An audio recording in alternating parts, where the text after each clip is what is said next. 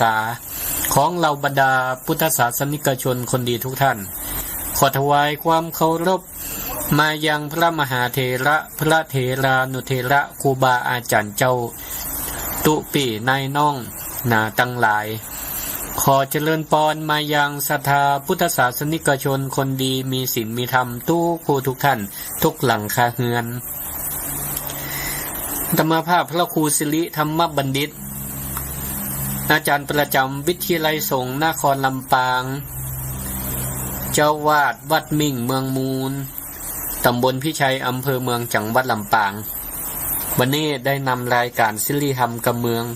มาพบมาปะยามค่ำยามแรงในเวลา6 โมงแรงกับศรัทธาญาติโยมท่านผู้ฟังทั้งหลายตั้งรายการสถานีวิทยุเพื่อการศึกษาวิทยาลัยสงฆ์นครลำปาง FM 106.50 เมกะเฮิรตซ์แล้วก็ศรัทธาทั้งหลายกำลังออกรายการวิทยุอยู่เนอะเนาะศรัทธาญาติโยมทั้งหลายเฮามาพบมาปะกันในรายการศิริธรรมกำเมืองวันนี้6 โมงแรงของวันพุธสัปดาห์ที่4สัปดาห์ที่4เฮาก็จะปะรายการศิริธรรมกำเมืองในเวลา6 โมงถึง 2 ทุ่ม6 โมงถึง 2 ทุ่มในรายการศิริธรรมกำเมืองนะก็ศรัทธาญาติโยมทั้งหลายช่วงนี้ก็ยังว่าเนาะปกติก็5 โมงถึง 6 โมงประเดี๋ยวนี้แทบจะบ่ได้ออกเลยนะแต่ก็ยังได้รับเมตตาจากสถานีวิทยุคลื่นสีขาวเพื่อชาวประชาท่านอาจารย์พระครูอภิวัฒนวิกรมรองเจ้าคณะอำเภอดอยหล่อเจ้าวาด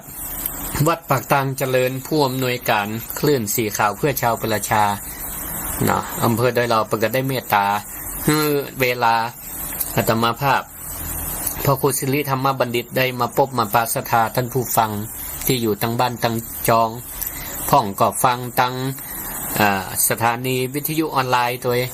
พ่องก็เปิดเครื่องวิทยุแนบไว้ใกล้ตัวฟังไปตัวญะการไปตัวญะกับข้าวกับป่าไปตัวกินข้าวกินน้ำไปตัวก็ขอแรงวันนี้ญะกับข้าวกับป่าก็ขอเป็นมื้อที่ล้ำที่สุดกินข้าวก็ขอกินข้าวด้วยความอร่อยมีสติในการฟังฟังธรรมะไปตัวจิตใจดีมีความสุขกินข้าวก็ล้ำกินน้ำก็ลงสุขภาพร่างกายแข็งแรงเหมือนกันทุกผู้ทุกคนก็เดี๋ยวหลังจากนี้เวลา2 ทุ่มถึง4 ทุ่มถ้าตั้งขึ้นสีขาวนี่ก็จะได้รับฟังธรรมะจากท่านอาจารย์พระมหานพดลสุวรรณเมธีผู้อำนวยการวิทยาลัยสงฆ์นครลำปางเจ้าคณะอำเภอวังเหนือเจ้าวัดบรรพตสถิตที่จะออกรายการต่อจากอันตมาเวลา2 ทุ่มถึง4 ทุ่มตั้งคลื่นสีขาวส่วนคลื่นของวิทยาลัยสงฆ์นครลำปาง FM 106.50อันนั้นก็ได้ฟังเสียงน้ำเสียงธรรมขาประจำท่านอาจารย์ดร.พระมหาบุญวิทย์ก็ออกเป็นประจำก็พบกัน2 ชั่วโมงพบกัน2 ชั่วโมงวันนี้ก็ตะกี้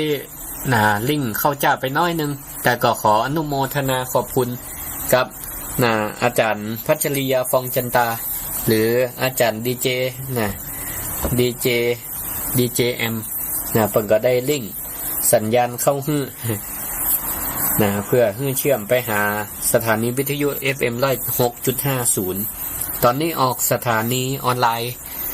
ส่งสัญญาณตั้งระบบตัวผู้อาตมานี่ก็อยู่ที่วัด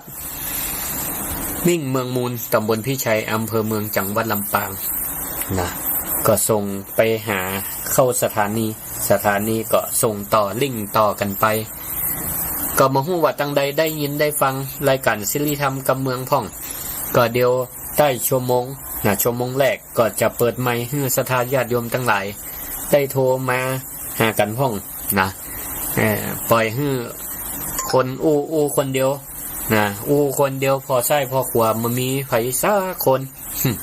บางแต่ก็ระแวงตัวเก่าว่าเป็นผีบ้าเหี้ยกะอู้คนเดียวมันมีคนฟังเพราะฉะนั้นก็อยากจะฟังเสียงศรัทธาตั้งบ้านตั้งจองของเนาะว่าไผฟังยังไผได้ฟังตัวของนะก็โทรมาบอกมาอู้มาจ่ากันได้นะ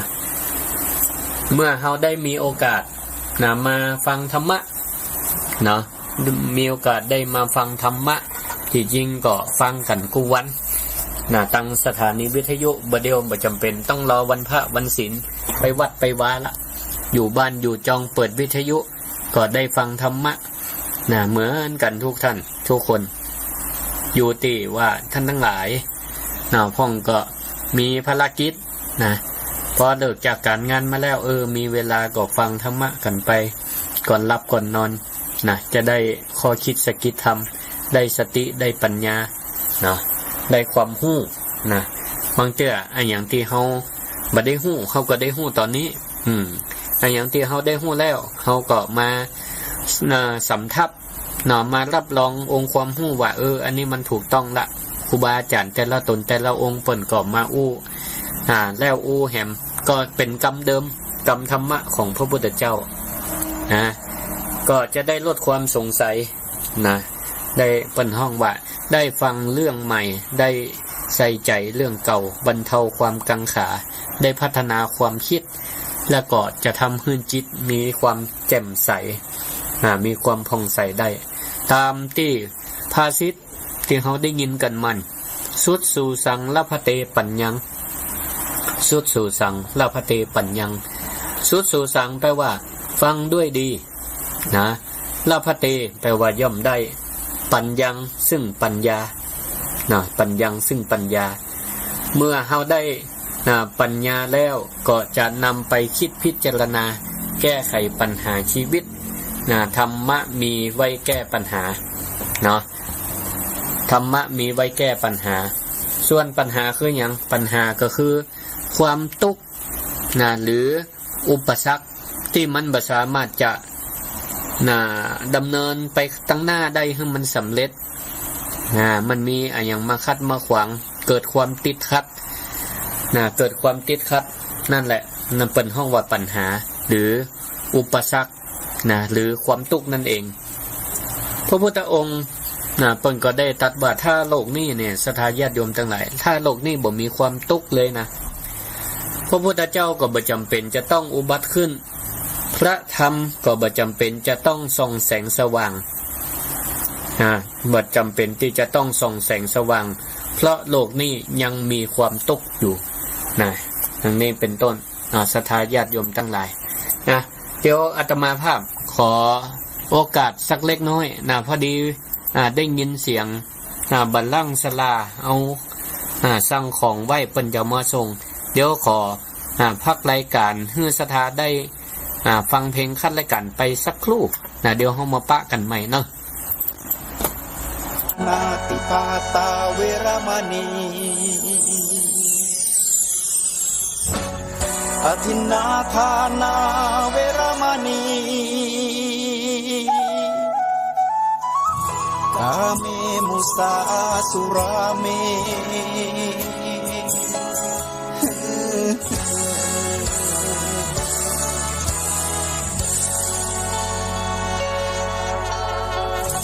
ศีลคือข้อห้ามธรรมคือข้อให้พุทธองค์ตรัสไว้ชี้ทางใจให้ภาคเพียรเบญจศีลเบญจธรรมท่องจำสมัยเราเป็นนักเรียนธรรมะไม่เคยแปรเปลี่ยนแต่เรายังจำได้มาทวงคำมันหมู่บ้านศีลห้าถือเป็นพันธะชาวพุทธทุกคนทั่วไทยสำนักพุทธขับเคลื่อนธรรมจุดเทียนส ระหว่างที่กลางหัวใจสังคมจะร่มเย็นได้ศีลธรรมในใจต้องมีเบญจศีลว่ายังไงไหนลองท่องมา ข้อหนึ่งห้ามฆ่าสัตว์ข้อสองห้ามลักทรัพย์ข้อสามห้ามประพฤติผิดในกามข้อสี่ห้ามพูดเท็จข้อห้าห้ามดื่มสุรา แล้วเบญจะทำทั้งห้าว่าอย่างไรไหนบอกชัดๆอีกที ข้อหนึ่งเมตตากรุณาข้อสองสัมมาอาชีพข้อสามกามสังวรข้อสี่ต้องมีสัจจะข้อห้าสติสัมปชัญญะ ศีลห้าข้อทำห้าข้อทำใจทำได้สักข้อหรือยังมีศีลสุขล้ำมีธรรมสุขใจวอนพี่น้องไทยช่วยกันใส่ใจจริงจังยุคสมัยสื่อออนไลน์ทั้งโทร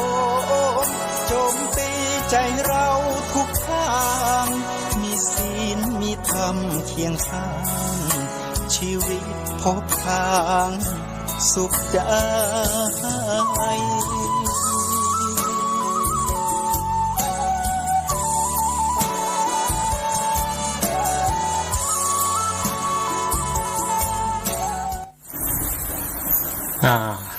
ศรัทธาญาติโยมทั้งหลายขอสุมาอภัยนะที่ได้เปิดเพลงขั้นรายการไปชั่วคณะหนึ่งพอดีช่างเปิ้นอันจะมาปิดอย่างก็ติดป้ายติดป้ายไม่แกะสลักของอันโยมเปิ้นนะพอดีอันเก่าเป็นหินอ่อนเป็นหินแกรนิตนะแผ่นใหญ่พอสมควรประมาณ2 เมตรปลายตอนลมพายุเมื่อเดือนมิถุนาปัดป้ายตกตอนนั้นก็ปัดแถวปัดเป้าจามอนองค์พระเจ้าเศรษฐีหลวงโตเสาต้นบะเล็กบะเล่นจัดสูงนะโดนพายุเขานั่นนี่ก็ล่มลงยังบ่ได้ซ่อมบุรณะกำเตือก็อาศัยบุญกฐินปีนี้นะวันที่3 พฤศจิกายนนะล่มบุญร่มบุญจ้องบุญกฐินสามัคคีประจำปี 2567นะปีนี้วัดมิ่งเมืองมูลทอดพิธีประกอบพิธีทอดกฐินล่มบุญหรือจ้องบุญสามัคคีวันที่3 พฤศจิกายนศรัทธาที่ในหมู่บ้านนะแล้วก็ศรัทธาที่เปิ้นเคยมาประจำวัดมิ่งเมืองมูลเปิ้นก็จะเอาจ้องบุญที่วัดได้เตรียมไว้แตนต้นขาอีนั่นเนาะวัดอื่นๆประกอบจะปักต้นคากันมาห่วมตอดแต่ที่นี่ใจจ้องบุญใจหล่มใจจ้องเป็นสีสันก็บ่ขนาดใหญ่จ้องน้อยเพิ่นก็กำกันมาคนต้นมาแห่ทั้งนี้ก็บริวารกฐินทั้งหลายก็จะได้นำมาบูรณะแต่งปัดเป้าจามอนก็คือต้นพัดนั่นเองที่อยู่ข้างพระเจ้าเศรษฐีหลวงสูงต่อใดเป็น10 กว่าเมตรก็มันหักไปข้างหนึ่งตอนนี้ก็จะได้เอาบูรณะซ่อมแซมให้มันเหมือนเดิมเหมือนเดิมบูรณะนี่มันต้องแบบมีติดสิ้นสุดสร้างแต่งแล้วก็บูรณะซ่อมแซมกันไปก็แต่ละวัดแต่ละวาเปิ้นก็อาศัยบุญกฐินปีละครั้งเนี่ยได้นำบริวารกฐินได้มาบูรณะภายที่สร้างแปลงอย่างบ่แล้วก็จะได้อาศัยส่วนนี้ในการสร้างการแต่งให้มันแล้วให้มันก้าวหน้าบางทีศรัทธาเปิดก็ล้ออยู่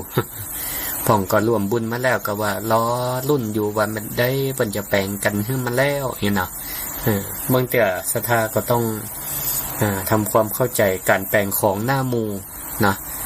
มันบ่เหมือนกับสมัยพุทธกาล สมัยพุทธกาลนี่มีเศรษฐีมหาเศรษฐีหลายนางวิสาขาอุบาสิกาก็ดีอนันทบิณฑิกาเศรษฐีก็ดีอันนั้นเพิ่นก็เวลาแต่งวัดแต่งวาเนี่ยเพิ่นแต่งถึงวัดเลยนะเป็นเจ้าภาพแต่งหมดเลยเนี่ยก็เพราะว่าด้วยกำลังเนาะกำลังฐานะของเพิ่นมีแต่สมัยปัจจุบันนี่ก็อาศัยความร่วมไม้ร่วมมือนะความสามัคคีของหมู่คณะช่วยกันเนาะตามกำลังนะบางเทื่อแปลงใจงบประมาณสูงประเดียวก็ยังว่าเนาะศรัทธาญาติโยมทั้งหลายใจงบประมาณหลายก็อาจจะใจเวลาอยู่นะใจเวลาอยู่นะก็ศรัทธาญาติโยมทั้งหลายมาฟังธรรมะกันต่อตะกี้อาตมาก็ได้อู้จากข้างไว้ว่าเฮาเอาธรรมะนี่ไปใจทำมาหยังเอาไปไว้แก้ปัญหาเนาะธรรมะ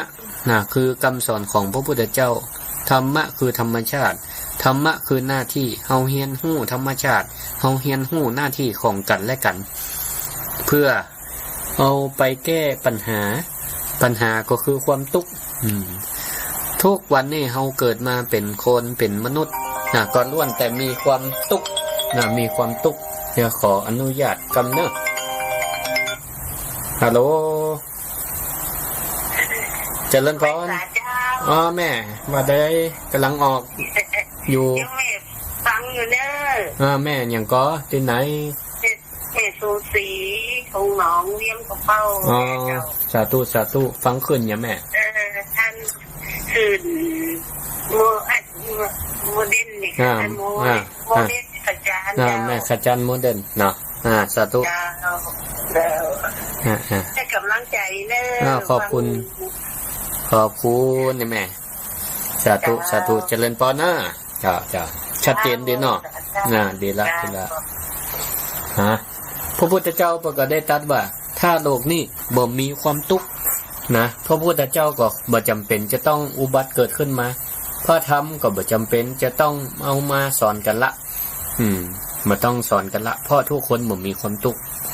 แต่ว่าเฮานี่เกิดมาพร้อมกับความทุกข์ทุกข์หนักทุกข์น้อยทุกข์บ่เหมือนกันเนาะพระพุทธเจ้าจึงจำเป็นต้องอุบัติเกิดขึ้นมาในโลกเพื่อประกาศพระธรรมเพื่อเป็นเครื่องดับความทุกข์เป็นเครื่องชี้แนะ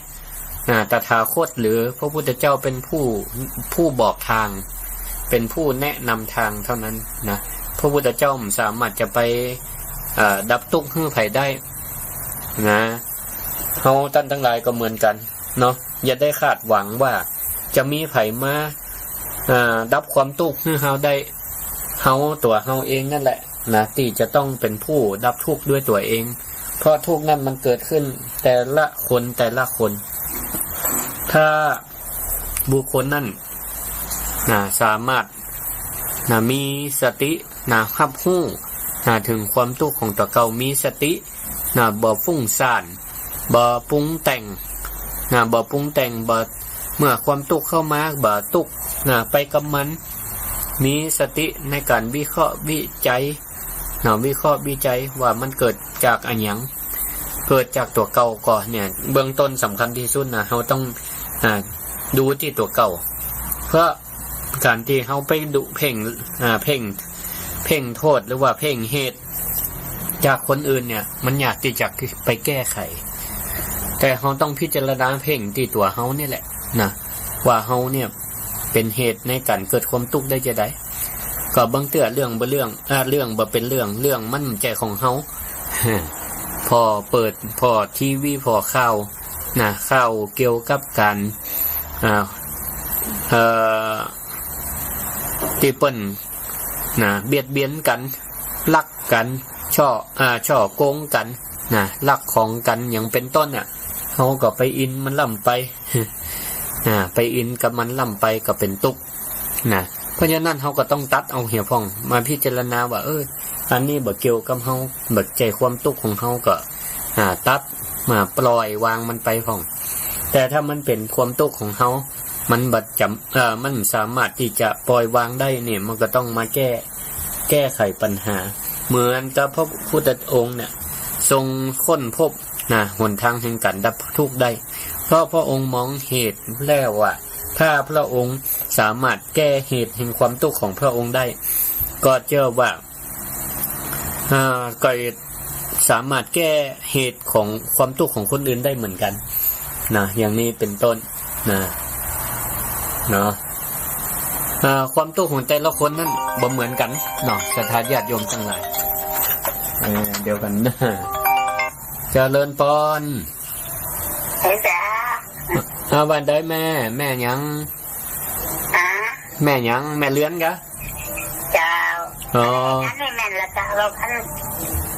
จะคูชีจ้า แม่นกำลังออกอยู่เนอะกำลังบรรยายอยู่สาธุกำเดียวกระโทนขอบคุณหลายเจริญพรเอาละอู้ถึงไหนล่ะ มึงจะขาดตอนนั้นเนาะเอาละเขาอู้ถึงเรื่องว่าความทุกข์ของแต่ละคนบ่เหมือนกันนะความทุกข์ของแต่ละคนบ่เหมือนกันนะจะไปเปรียบเทียบกันก็บ่ได้นะจะแก้ไขปัญหาแก้ความทุกข์โดยเอาวิธีของคนอื่นเอามาเป็นวิธีของตัวเก่าบางทีมันก็บ่ได้ทั้งหมดนะท่านทั้งหลายก็เหมือนกับโลกที่เฮาเป็นนะบางเทื่อเนี่ยเป็นโรคเดียวกันนะไปอู้เล่าเพื่อกันฟังโอ้นั่นเปิ้นนี่เป็นเบาหวานนี่เนาะเปิ้นเป็นเบาหวานของไปอู้เฮาเปิ้นคนอื่นฟังคนอื่นก็ว่าเฮาก็เป็นเหรอนี่แต่เฮาไปกินยาอันนั้นดีเนาะนี่นะที่นี่ก็จะเอามาเอายาที่เปิ้นกินเอามากินกับตัวเก่ามึงแต่มันก็บ่หายก็มีนะเพราะเหตุปัจจัยอาจจะบ่เหมือนกันเนาะอาจจะบ่เหมือนกันพฤติกรรมการกินบ่เหมือนกันเปิ้นหายเพราะเปิ้นทำตามคำแนะนำของหมอเนาะบ่ใช่ว่ากินกะยายอย่างเดียวเปิ้นควบคุมอาหารตัวลดแป้งลดน้ำตาลตัวแต่งตัวนี่กินยาก็กินตามเปิ้นแต่ว่าบ่ได้ปรับเปลี่ยนพฤติกรรมการกินนะน้ำตาลก็ใส่กูรายการนะรายการใส่กูรายการหมอแนะนำว่าวันหนึ่งนี่กินน้ำตาลบ่เกินจ้อนนะศรัทธาญาติโยมทั้งหลายหมายความว่าใน1วันนะอาหารแต่ละมื้อเอาน้ำตาลมารวมกันเนี่ยเป็นว่าบ่เกินจ้อนนี่นะหมายถึงว่าจ้อนกาแฟนะจ้อนชาเป็นห้องจ้อนชาบ่ใช่จ้อนอันโต๊ะอันนั้นก็นักลำไปเนาะนี่เราต้องเรียนรู้บริบทตัวไม่ใช่เรียนแบบเปิ้นอย่างเดียวแล้วก็เรียนมาก็เรียนบ่หมดพฤติกรรมการกินก็ยังเหมือนเก่ามันก็มาหาย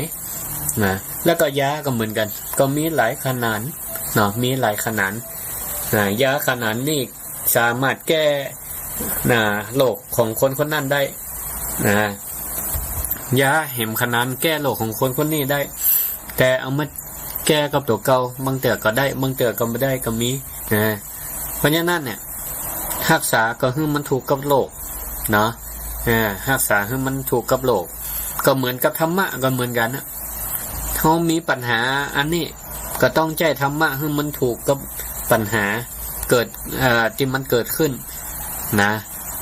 ให้มันถูกกันตัวนะอันนี้ก็ถือว่าเป็นเรื่องสำคัญบางคนใจธรรมะบ่ถูกนะมีปัญหาอย่างหนึ่งแก้ด้วยธรรมะอย่างหนึ่งนะก็บ่หายเนาะก็บ่สามารถขจัดความทุกข์นั้นได้เพราะเป็นห้องว่าแก้ปัญหาบ่ถูกจุดและที่นี่ก็ไปโมเมหาว่าธรรมะนั่นบ่มีคุณค่าโอ้เป็นร้ายใจบ่ได้ผลก็เลยบัจจัยธรรมะเอามาปฏิบัติในชีวิตประจำวันหาว่าตุเจ้าดีกะอู้บ่มาเป็นเฮาเพราะล่ออย่างนี้เป็นต้นนะ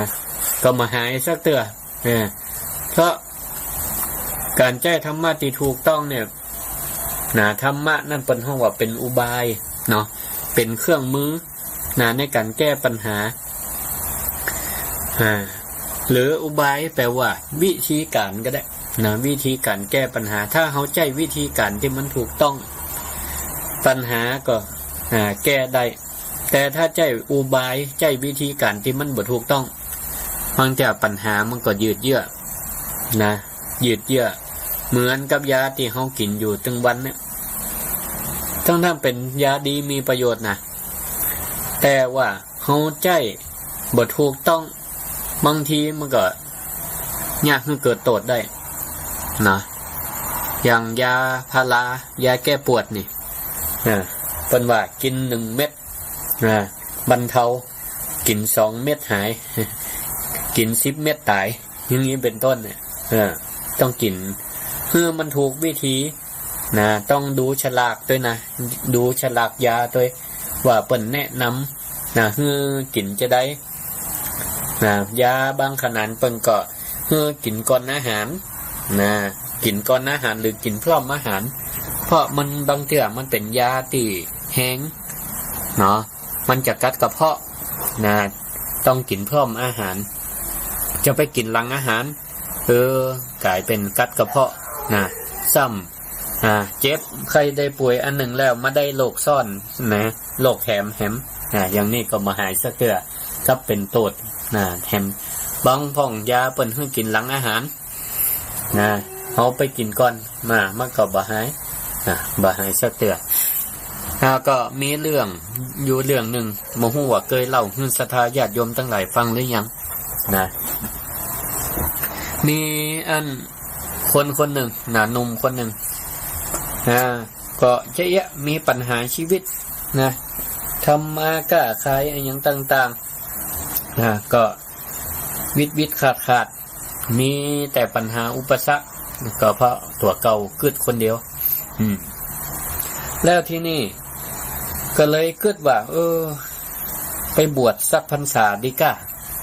นะเพื่อจะได้ธรรมะนะเอามาสะกิดใจมาปฏิบัตินะมาปฏิบัติที่นี่ก็เลยไปขอบวชไปขอบวชกับหลวงพ่อ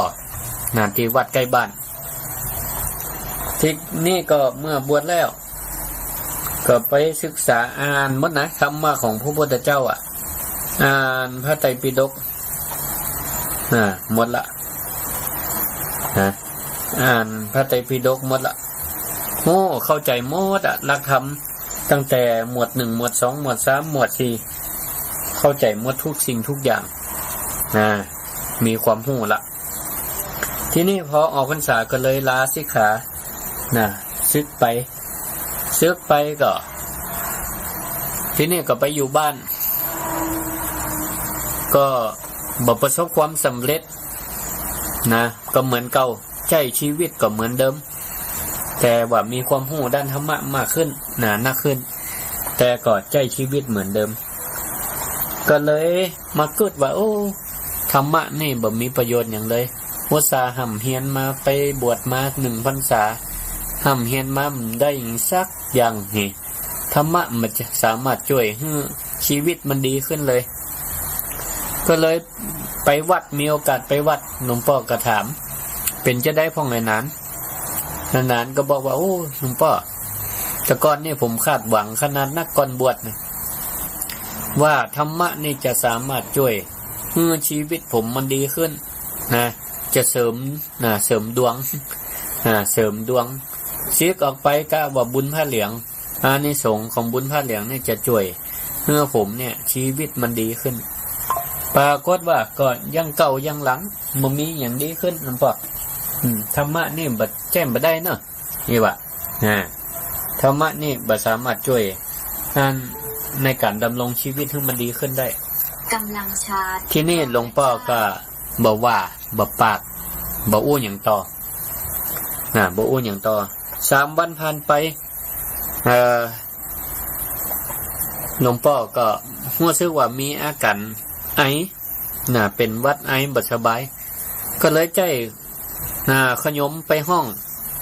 นานเนี่ยไปหาหลวงพ่อที่วัดเสร็จแล้วนานนี่ก็ไปหาหลวงพ่อก็หันละหลวงพ่อมีอาการเป็นหวัดเป็นไอก็ด้วยความห่วงใยเพราะเป็นครูบาอาจารย์ก็เลยว่าหลวงพ่อได้ฉันยาหรือยังเนี่ยบ่ได้กินยังเตื้อทีนี้ก็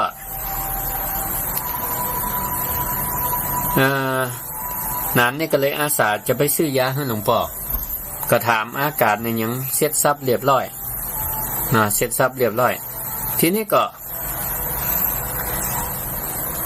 ไปซื้อยาแก้ไอมาให้หลวงพ่อนะไปซื้อยาแก้ไอมาให้หลวงพ่อก็รับแล้วรับแล้วทีนี้ก็นานนี่ก็บอกให้หลวงพ่อเนอะยานี่อ่านฉลากเนอะหลวงพ่อเป็นเจอีวิธีกินเจอีเสร็จแล้วหลวงพ่อก็รับยานั้นไว้ปรากฏว่าแห่ง3 วันผ่านไปนานนี่ก็มาใจมาแอวมาเยี่ยมไข้หลวงพ่อปรากฏว่าหลวงพ่อก็ยังไออย่างเก่ามาหายทีนี้นานก็เลยว่าหลวงพ่อได้อ่านวิธีการกินยาหรือยังหลวงพ่อก็บอกว่าหลวงพ่ออ่านฉลากยาจนเข้าใจหมดวิธีกินนะกินข้างละกี่จ้อนกี่เม็ดกินก่อนอาหารหลังอาหารหลวงพ่ออ่านยังเข้าใจหมดแล้วนานก็ถามว่าแล้วหลวงพ่อกินจะได้หลวงพ่อไม่ได้กินนี่หว่า หลวงพ่อว่าไม่ได้กินได้ก็อ่านฉลากยาอย่างเดียวนานก็เลยตบเอามือตบหน้าผากตัวเก่า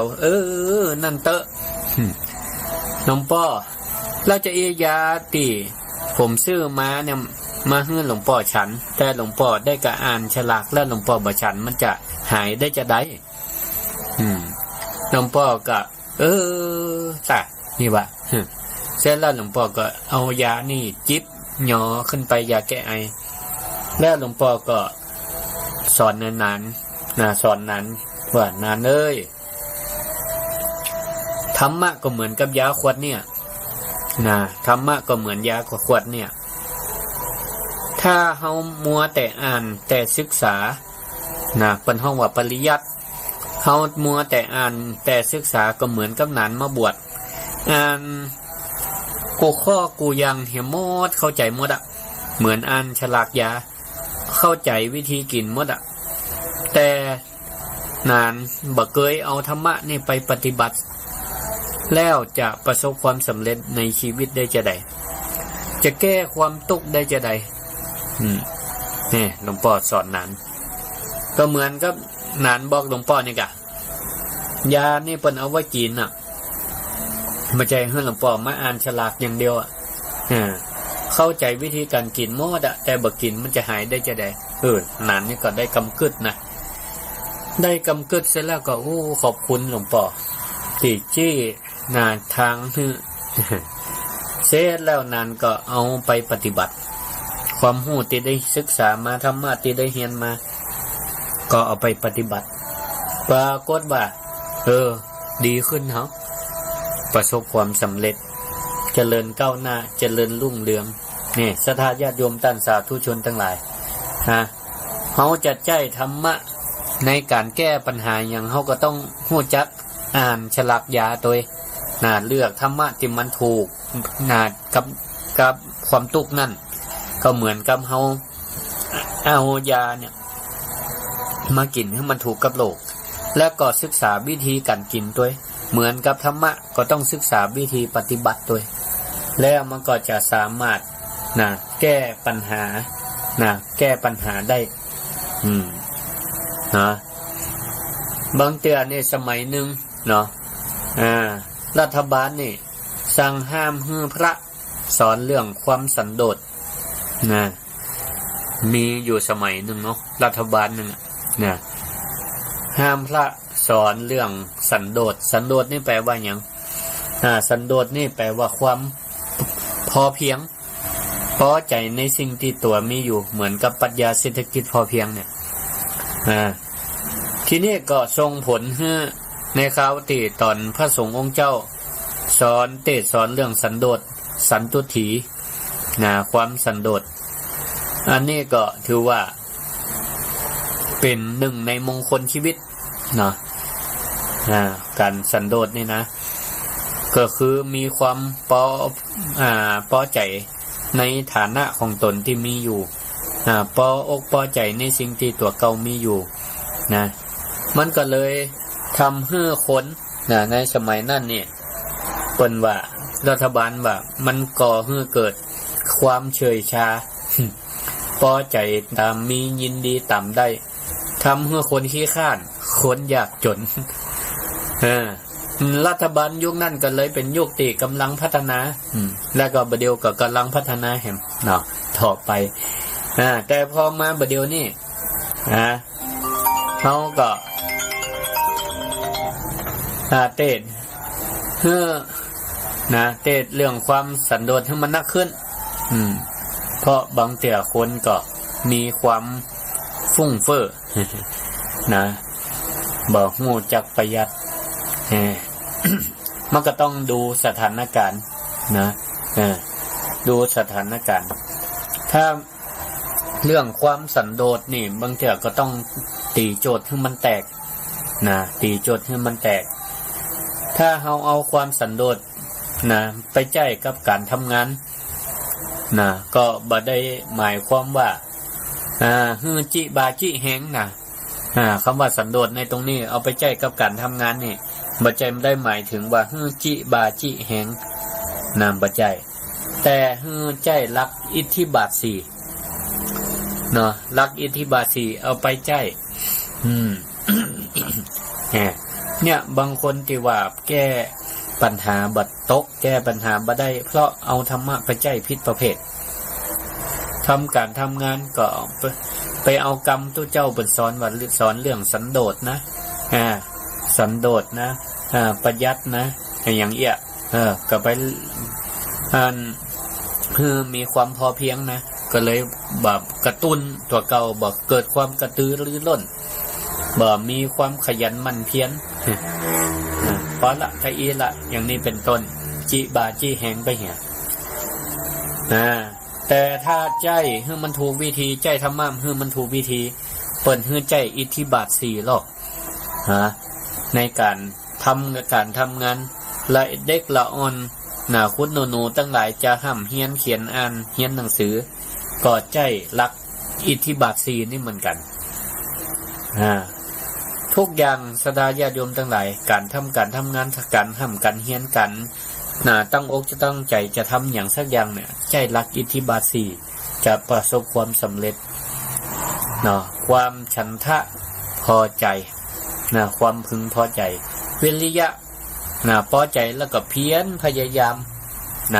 เพียรพยายามทำให้มันสำเร็จบัจใจวันญะละญะขวางเนี่ยต้องเพียรพยายามให้สำเร็จจะสำเร็จได้ก็ต้องเอาจิตตะความฟักไฟสนใจสนใจไฟในการทำงานวิมังสาพิจารณาไขควรตัว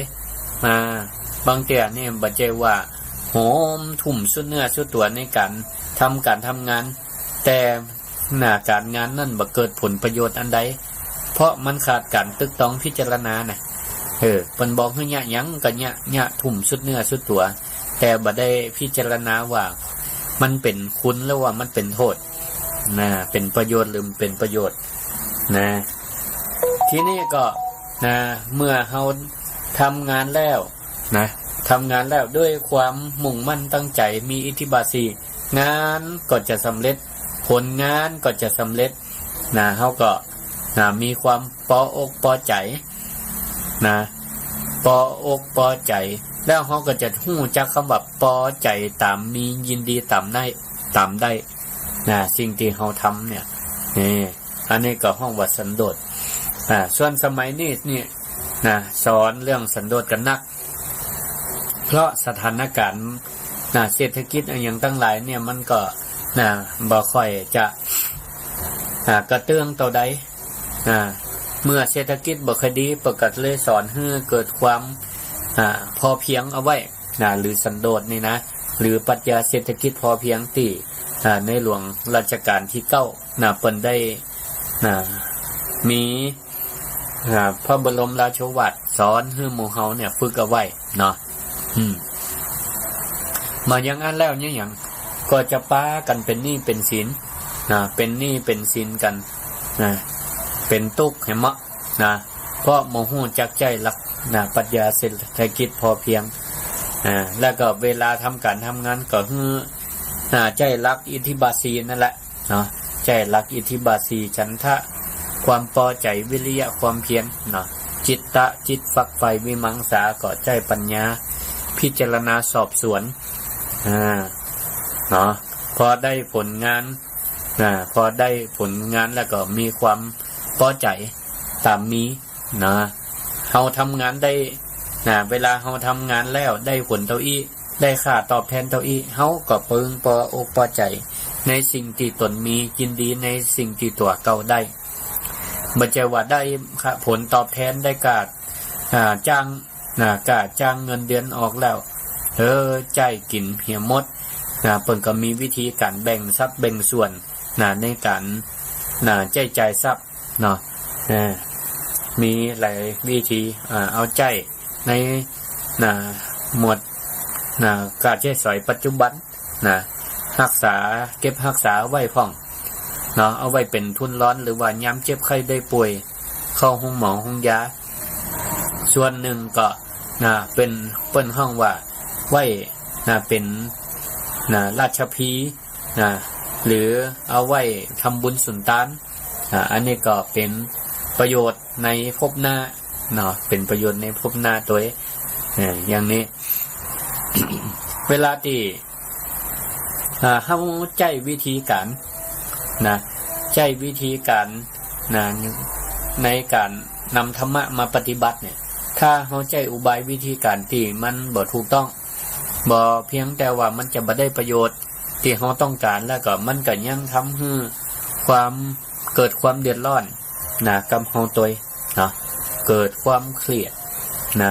เกิดความเครียดอย่างต่างๆเวลาเฮาเครียดก็บ่เคยถามตัวเก่าบ่เคยถามตัวเก่าเอาละเดี๋ยวเฮามาต่อกันช่วงที่2ก็ตอนนี้เปิดให้สภาได้โทรเข้ามา064 949 5999เจริญปอนฮัลโหลเจ้าแม่อ้อยเนาะเจ้าบ่ได้ยินเสียงกันเหมือนละเนี่ยขนมแล้วล่ะกะยังมาแล้วเจียกำลังย่ากับเขาอยู่เมนูอย่างวันนี้เมนูวันผูกเมนูวันผูกเนี่ยกับข้าวขายเจ้าดีจากฟังมันน้อยมันน้อยใครล่ะมันน้อยยาวพระจันทร์มักแต่เนาะน้อยเหลี่ยมมักแล้วก็มีตำมะนุนกับข้าวดีๆจังนั้นตำมะนุนย่อมพอเดือดแทนไข่ด้วยต้มขาไก่เนาะอันนี้ขายที่ไหนกับบ้านหม้อล่ะซอสขายเต็มบ้านหม้อนี่ตั้งแต่ซอย1ตู้มาหาซอย6ไปอันนี้เป็นรถพุ่มพวงกะเจ้าเนี่ยรถพุ่มพวงล่ะก็ว่าพุ่มทีมเนี่ยเจ้าพุ่มทีบทีไปขายนี่นะเจ้าหมดเลยล่ะทั้งเขาซุกทั้งเขาหนุ่มดีโลบริการถึงตีนี่นะ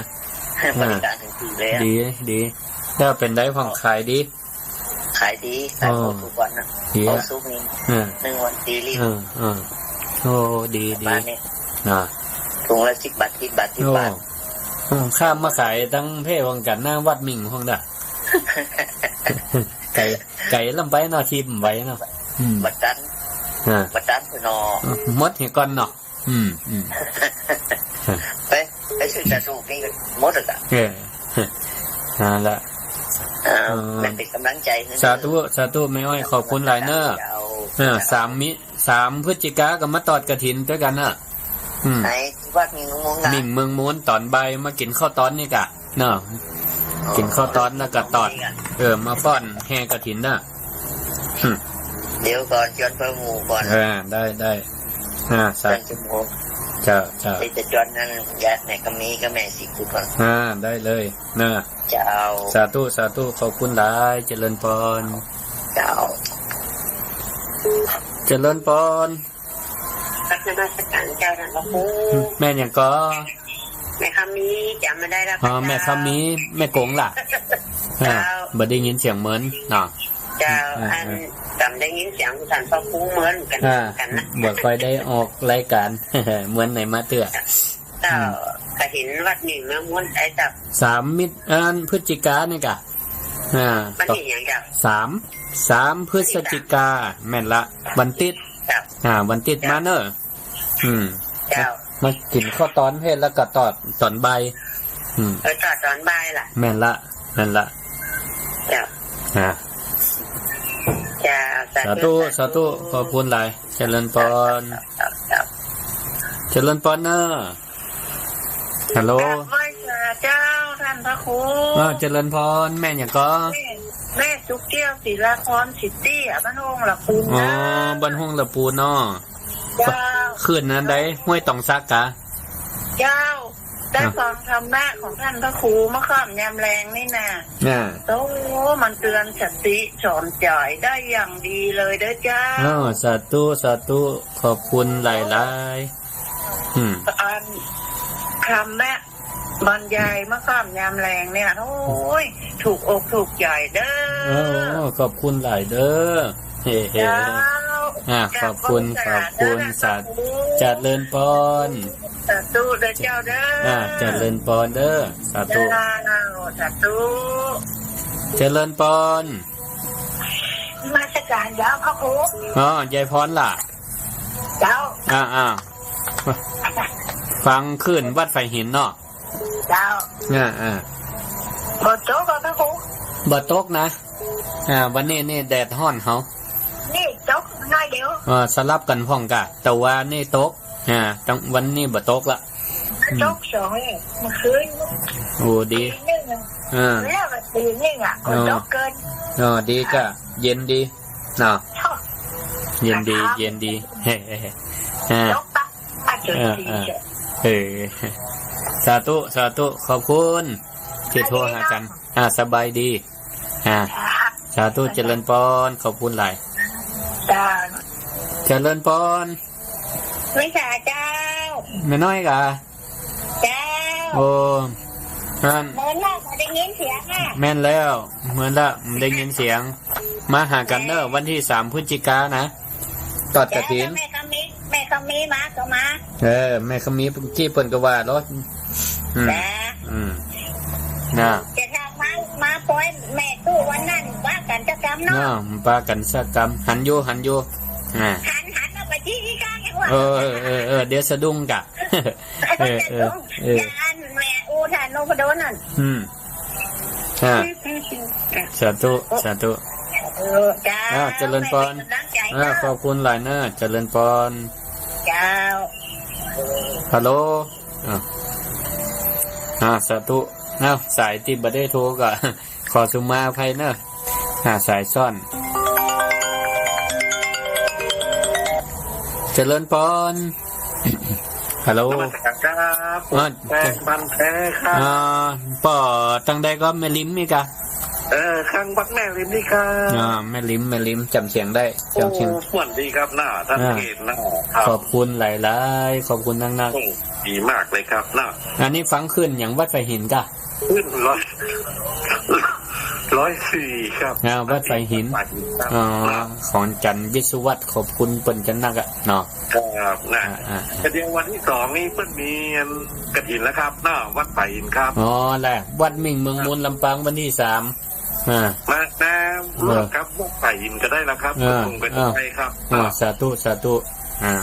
ขอบคุณมากได้โอ้มัดน้อยใจนะครับขอบคุณเนอะเจริญพรนมัสการครับเจริญพรฮัลโหลเจ้าท่านพระครูเจ้าแม่หยังแม่โอ้ยวังมนวังเหนืออันนี้ฟังขึ้นหยังฟังขึ้น94แม่ขจารแม่ขจารเรดิโอเนาะชัดเจนดีเจ้าชัดเจนดีเนาะฟังธรรมะก็ได้สาระดีนะเจ้าดีละเหมือนกินยาถูกขนาดขอบคุณแม่เอ้ยเจริญพรเนอะอยู่ดีมีสุขเจริญพรฮัลโหลหับสายแล้วเนอะคุณเจ้าหมายความอยู่แม่ยังแม่เลี้ยงเจ้าแม่เลี้ยงเซนต่อนะกะเจ้า รอบสองสาธุในศาลก็ชิจีน94แม่ขจันชีในขจันเจ้าคืนเดียวกับอันแม่อันอย่างก็ตะกี้บ้านวังมนสาธุแม่เอ้ยวังมนสาธุขอบคุณนะขอบคุณสาธุเจริญพรเจริญพรราชการครับครับและปาโมกครับอุทยานครับ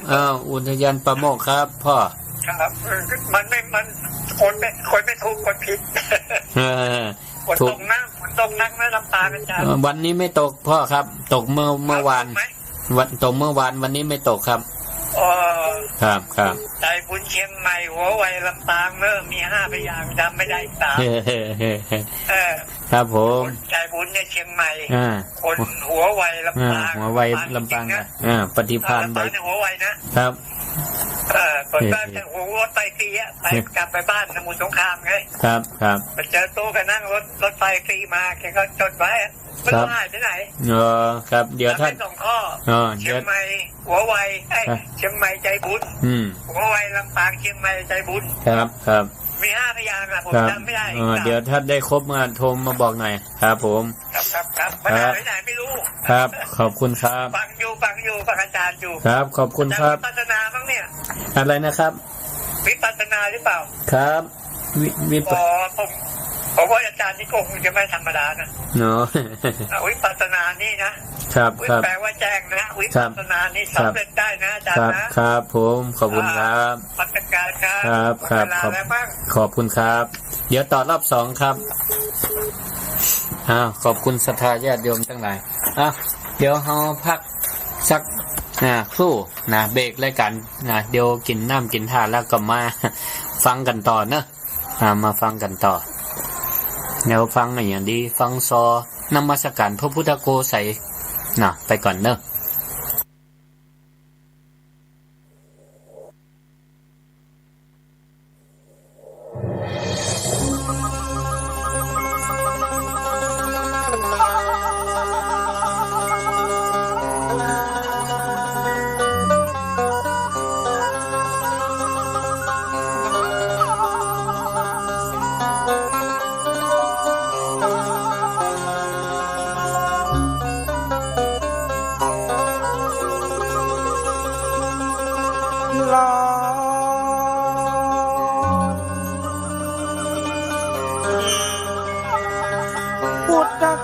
ใส่ยังปฏิทิตังยังเขตแดนสถา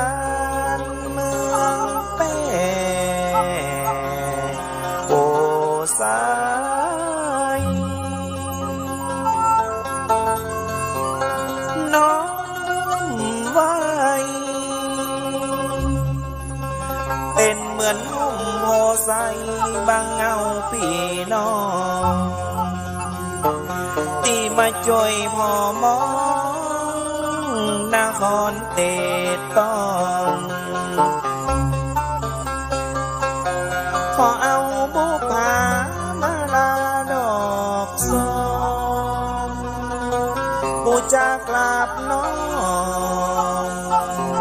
วันตายกมือไว้เหนือเก้าเกศาพุทธาพิมปาผู้ข้านอบน้อมยกมือกราบน้อมพระพุทธาโกสัยต้นงามผ่องใสกู้เมืองแป้แก้วได้สดใสได้ผ่องแผ้วเหมือนนึ่งกับแก้วที่เอามาย้อนคำรวดขอปูจานมัสการบิมปาองค์งามกู้เมืองกู้บ้านประดิษฐานเมืองงามแห่งนี้จะขอโยโสพุทธาโกสัย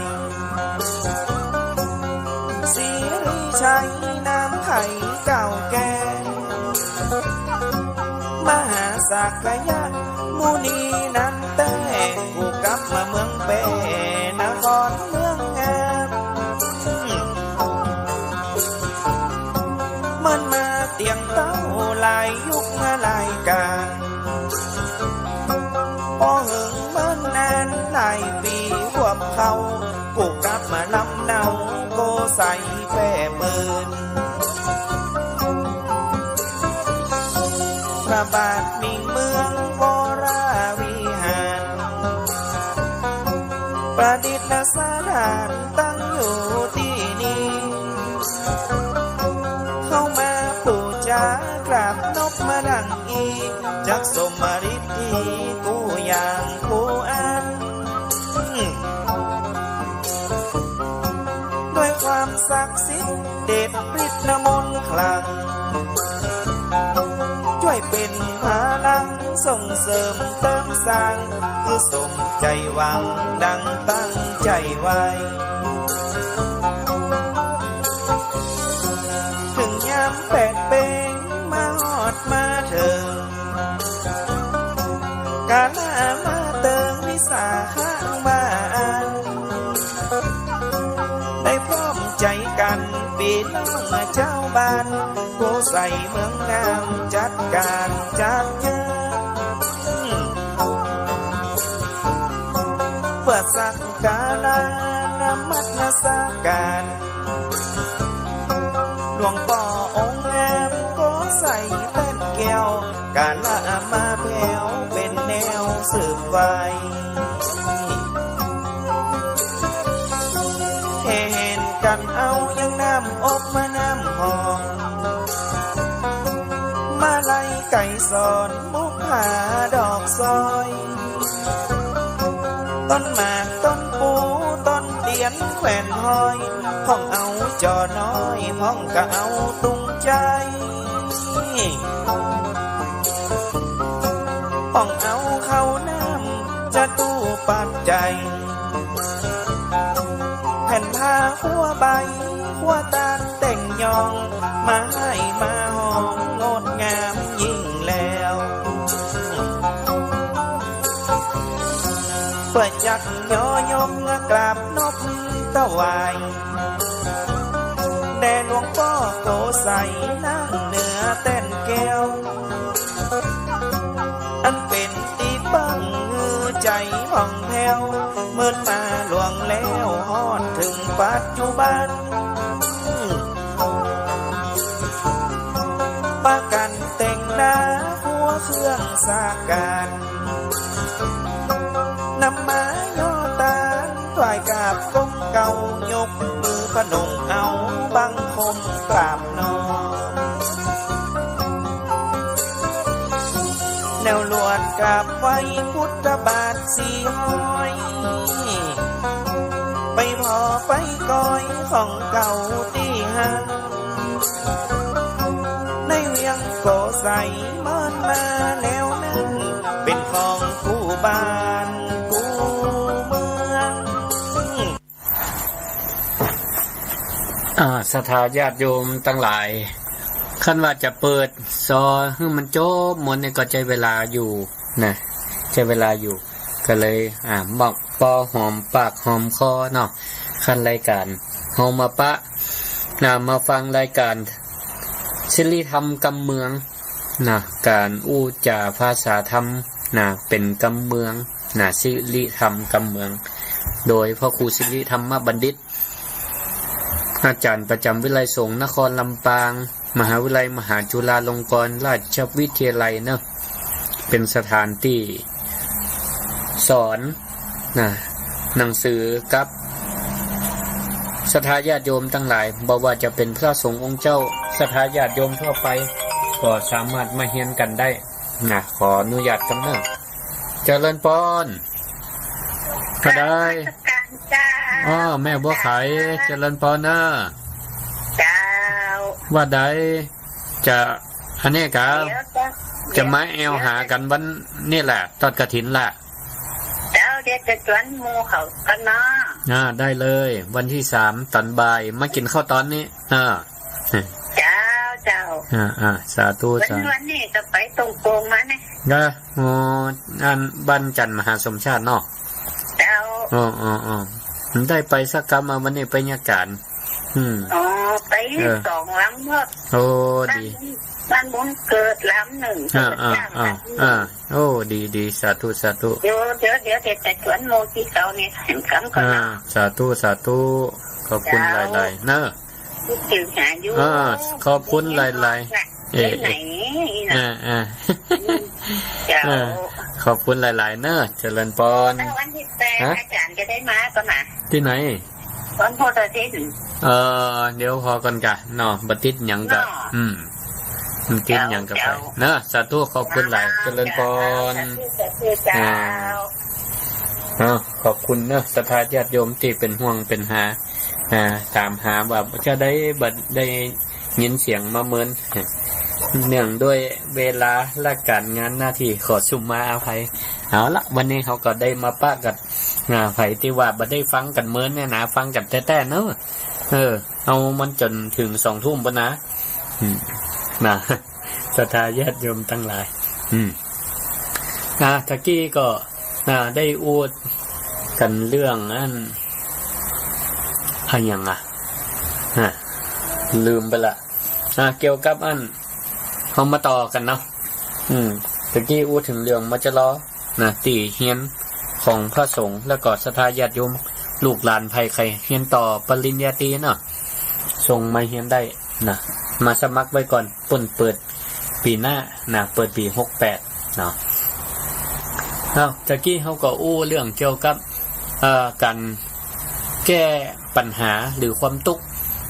ก็ไปแก้ใจธรรมะให้มันตรงมันถูกมาแก้ปัญหาแก้ความทุกข์ถ้าใจธรรมะมันบ่ถูกมันก็เหมือนกับคนเฮาป่วยไข้บ่สบายหรือกินยาบ่ตรงนั่นเจ็บต้องแต่กินยาพาราอย่างเงี้ยมันก็มาหายเนาะเจ็บต้องแต่กินยาพารามันก็มาหายเพราะว่ายามันบ่ถูกตามโรคตามอาการดีบ่ดีก็จะปาเจ็บไปแหมเป็นกระเพาะไปแหมอย่างนี้เป็นต้นเวลาคนเฮาเครียดก็ดีศรัทธาญาติโยมทั้งหลายก็บ่ฮู้ว่าไปจำเอามาจากไหนก็ว่าจำจากโฆษณาก็แต่โฆษณาเปิดก็เป็นการอุทาหรณ์สอนใจนะอย่างโฆษณาสสสส่งเสริมสุขภาพที่เปิ้นว่าจนเครียดกินเหล้านี่ล่ะอันนี้ตังขึ้นสีขาวนี่เปิ้นจังเอาออกมันเวลา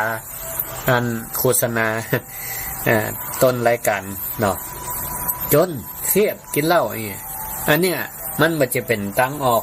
ของการแก้ปัญหานะแต่เปิ้นเอามาสะท้อนให้เฮาทั้งหลายเนี่ยได้ฟังได้พิจารณาว่ามันบ่จะเป็นตั้งออกของการแก้ความเครียดแก้ความจนมันก็จะกลายเป็นการเพิ่มเข้าไปกะเนาะเพิ่มปัญหาเพิ่มความทุกข์ก็ทุกข์เพราะหยังความจนแล้วเนี่ยจะได้ก่อนเนี่ยเครียดเกิดความทุกข์ถ้าจะแก้ปัญหาด้วยการกินเหล้าถามว่ามันช่วยจะได้เหล้าเนี่ยมันก็เป็นแอลกอฮอล์เนาะเขาหู้อยู่ว่ามันไปทำลายระบบสมองสติสัมปชัญญะทำลายสติมันไปหลอมไปกล่อมประสาทไปจุกล่อมประสาทมันเกิดความหม่วนงันสันเล่าเกิดความฮึกหืมสุรานี่แปลว่าความกล้าสุระแปลว่าความกล้ากินแล้วมันเกิดความกล้ากล้าทำกล้าคิดกว่าสถานการณ์ปกติบางแต่เนี่ยก็หูคิงมาได้สติมาเจ็บเนื้อเจ็บตัวพ่องก็ทำลายตัวเก่าเนาะทำลายเข้าของหรือโดนปั่นทำลายพ่องก็เพราะความเมาโมโหเรื่องนี่แล้วมันจะไปแก้ปัญหาได้จะได้เนาะเหมือนกับงูกินหางปลาเขาตุกเหลือเก่ากะนะคำว่าตุก เพราะอันยังก็ต้องไปหาเหตุแต่เพราะเขาบ่ได้ขยันมันเพียรกะ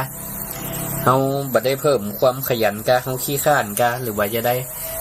ก็ต้องไปแก้ตรงหันบ่ใช่ว่าตกเครียดแล้วก็หาทางกินเหล้ามันก็ซ้ำยากฮือตุกไปแหมยากฮือจนไปแหมเป็นหนี้เป็นสินเข้าไปเป็นหนี้เป็นสินหนักขึ้นไปแหมเพราะการไปเปิ่งสุรายาเสพติดทั้งหลายเป็นห้องว่าบ่ได้แก้บ่ได้แก้ไขตามอาการบ่ได้แก้ปัญหาที่เหตุคือมันถูกต้องอย่างนี้ดังนั้นคนเฮาเนี่ยก็ต้องวิเคราะห์หาสาเหตุปัญหาว่ามันมาจากที่ใดใครจะวิเคราะห์ได้ก็คือตัวเฮาเองนี่แหละตัวเฮาเองนี่แหละหรือบางพ่องก็ไปปรึกษาผู้รู้เพิ่นก็อาจจะแนะแนวบอกชี้ทางให้แนะนำให้เพิ่นก็ได้แต่เป็นผู้ชี้แนะเหมือนกับองค์สมเด็จพระสัมมาสัมพุทธเจ้าตถาคตเป็นผู้ชี้แนะเพิ่นถึงว่าแล้วส่วนจะปฏิบัติตามบ่ปฏิบัติตามนั่นก็อยู่ที่ตัวเฮาทั้งนั้นแหละพิจารณาว่าสมควรที่จะนำมาปฏิบัติหรือไม่อย่างนี้เป็นต้นพ่องก็ทำการทำงานทะเลาะเบาแหว่งกับเพื่อนร่วมงานก็ดีหัวหน้าก็ดีที่นี่อาจจะบ่เข้าใจหรือว่าเปิ้นบ่ได้ขึ้นเงินเดือนให้กะบ่ได้ไปวิเคราะห์ตัวเก่านะแต่ไปอ่านไปเพ่งโทษคนอื่น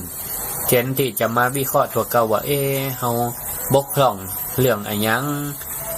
เปิ้นถึงบ่ขึ้นฮึกลายเป็นโคตรเป็นจังเปิ้นประชดโดยกันไปทำการทำงานนี่แก้ปัญหาถูก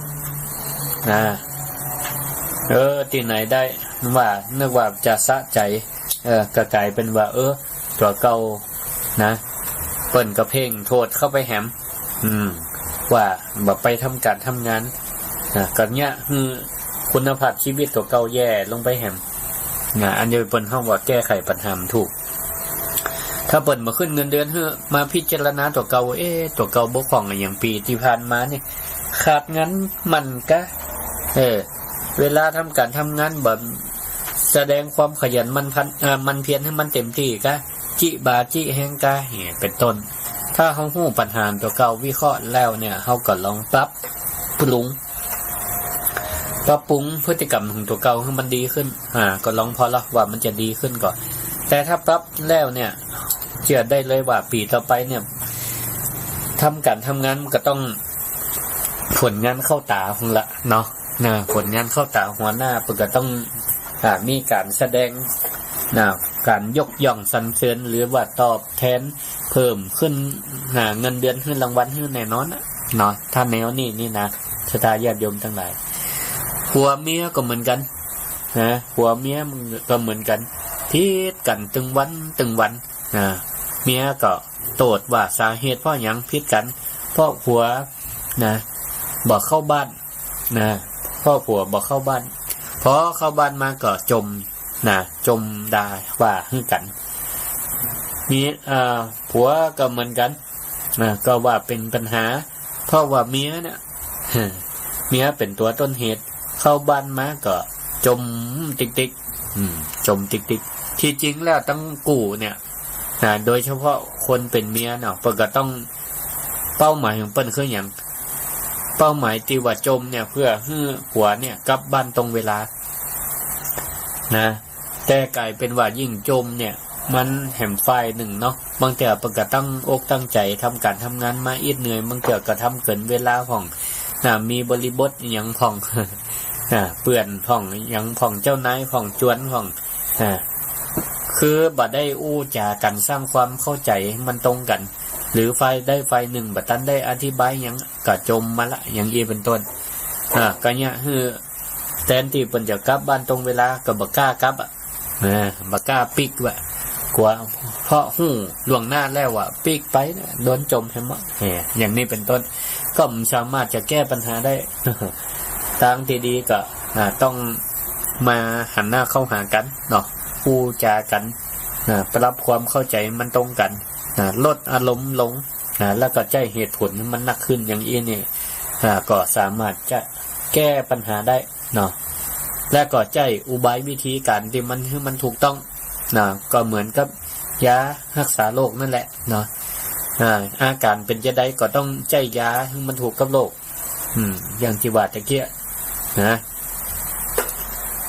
เจ็บต้องจะเอายากินยาพารามันก็บ่ใจเนาะอย่างนี้เป็นต้นนะส่วนธรรมะก็เหมือนกันเวลาเขาเกิดมีปัญหาอย่างก็ใจวิธีที่มันถูกต้องนะวิธีที่มันถูกต้องก็คือมันถูก3อย่างศรัทธาญาติโยมทั้งหลายเนาะคือมันถูก3อย่าง1นะคือมันถูกคือมันดี3อย่างคือมันดี3อย่าง1ถูกดีนะคือมันถูกดี2คือมันถึงดี3คือมันพอดีนี่วิธีการใจอุบายวิธีในการแก้ปัญหานะศรัทธาญาติโยมทั้งหลายคือมันได้3ดี1ถูกดี2ถึงดี3พอดีนะเวลาเขาจะแก้ปัญหาอย่างก็ตามเนี่ยเป็นว่าทำดีให้มันถูกดีนะแก้ปัญหาให้มันถูกที่สาเหตุเพราะหยังเขาก็ฮู้อยู่นะถ้ามันบัดซับซ้อนนะเขาก็แก้ปัญหาให้มันถูกจุดนะจะไปแก้ตามที่ว่าปวดหัวตั้งไหนแต่เอายามาตาต่อใดมันก็หายปวดมันจะอาการมันอยู่ภายในนะเฮามาตาภายนอกมันก็บ่ถึงเพิ่นฮ้องว่ามันบ่ถูกดีเพราะบ่ได้แก้ปัญหาที่สาเหตุนะก็อาจจะเป็นเพราะภายในเกี่ยวกับกระดูกกะสมองกะอย่างเงี้ยมันก็ต้องไปหาหมอเอ็กซเรย์แล้วก็รักษาตามอาการนะตามอาการอย่างนี้เป็นต้นอย่างเช่นกระเบื้องหลังคามันหัวเนาะหน้าฝนมาเนี่ยหูเลยนะว่ามันหัวตัดใดตรงใดเนี่ยถ้าเฮาแบบไปเปลี่ยนหลังคาเนี่ยนะแบบไปแก้ไขเปลี่ยนหลังคาสักเถื่อแต่แก้ไขที่วิธีเนี่ยอย่างฝนหัวเอาถังน้ำมาตวงเอาน้ำคู่มาตวงถามว่ามันแก้ถูกจุดก็แก้ปัญหาเฉพาะหน้าเนาะกันน้ำมันน้องมันไหลปื้นนะก็อันนี้ได้อยู่แต่ถ้ามันตกแฮมเขาก็จำเป็นจะต้องเอาน้ำคู่มาตวงแฮมนะมันก็บ่มีที่สิ้นสุดคือเปิ้นห้องว่าแก้ปัญหามันบ่ถูกดียังมันถูกดีเด้อนะเพราะฉะนั้นก็ต้องป้นขึ้นเป็นหลังคาพุ่นนะมันบ่ถูกจุดนะอันนี้แหละนะมันต้องแก้ให้มันถูกดีนะเป็นต้นส่วนข้อที่2ทำดีก็คือมันถึงดีนะตะกี้ทำดีให้มันถูกดีนะข้อที่2ทำดีให้มันถึงดีคือคำว่าถึงดีเนี่ยนะก็คือเราต้องตั้งใจทำแต่นะใจอิทธิบาท4อย่างที่ว่าไปตะกี้ก็คือมีความภาคเพียรมีความพึงพอใจฉันทะนะมีความเพียรพยายามนะบ่ทำยุดกึ่งกลางทำอะไรอย่างก็คือทำให้มันสุดให้มันแล้วนะจะไปเนี่ยแบบกึ่งกลางเนี่ยละเนี่ยขวางนะมันก็บ่สำเร็จสักเทื่อบ่ถึงดีสักเทื่ออย่าทำเพียงแค่ว่าเป็นห้องว่ากรรมสำนวนคนไทยเป็นว่าเนี่ยพักชีเลยนะสักแต่ว่าทำคือมันแล้วไปพังก็บ่ดีมันบ่ถึงดีมันบ่ถึงดีอย่างนี้ต่อไปก็ทำดีคือมันพอดีทำดีคือมันพอดีก็หมายความว่าแต่ละอย่างแต่ละเรื่องเฮาก็ทำให้มันพอดิบพอดีให้มันพอดิบพอดีอย่างเช่นศรัทธาญาติโยมทั้งหลายออกกำลังกายถามว่าศรัทธาเนี่ยออกกำลังกายเพื่อหยังเพื่อให้เฮาสุขภาพดีเนาะเพื่อให้สุขภาพร่างกายแข็งแรงบ่เจ็บไข้ได้ป่วยบ่เป็นหวัดเป็นไอได้ไง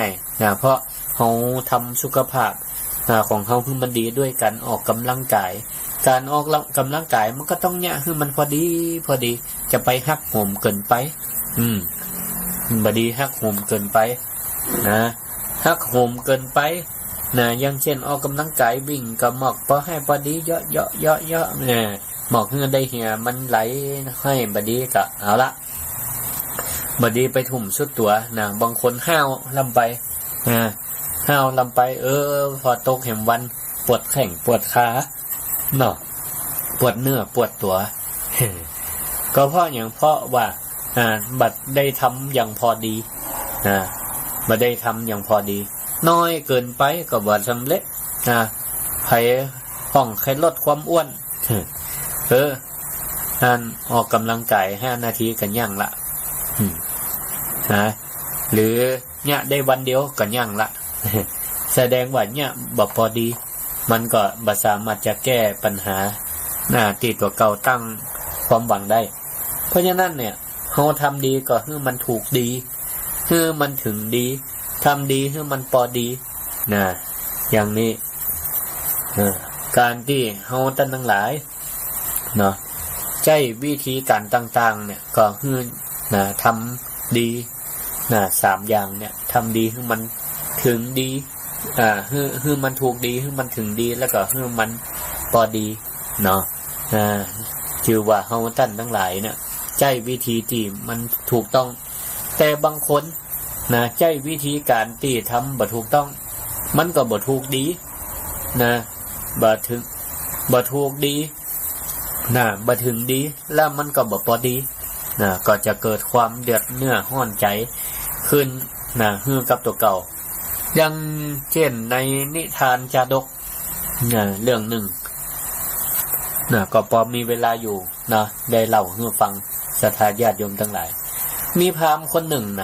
เป็นพราหมณ์ที่มีความเก่ง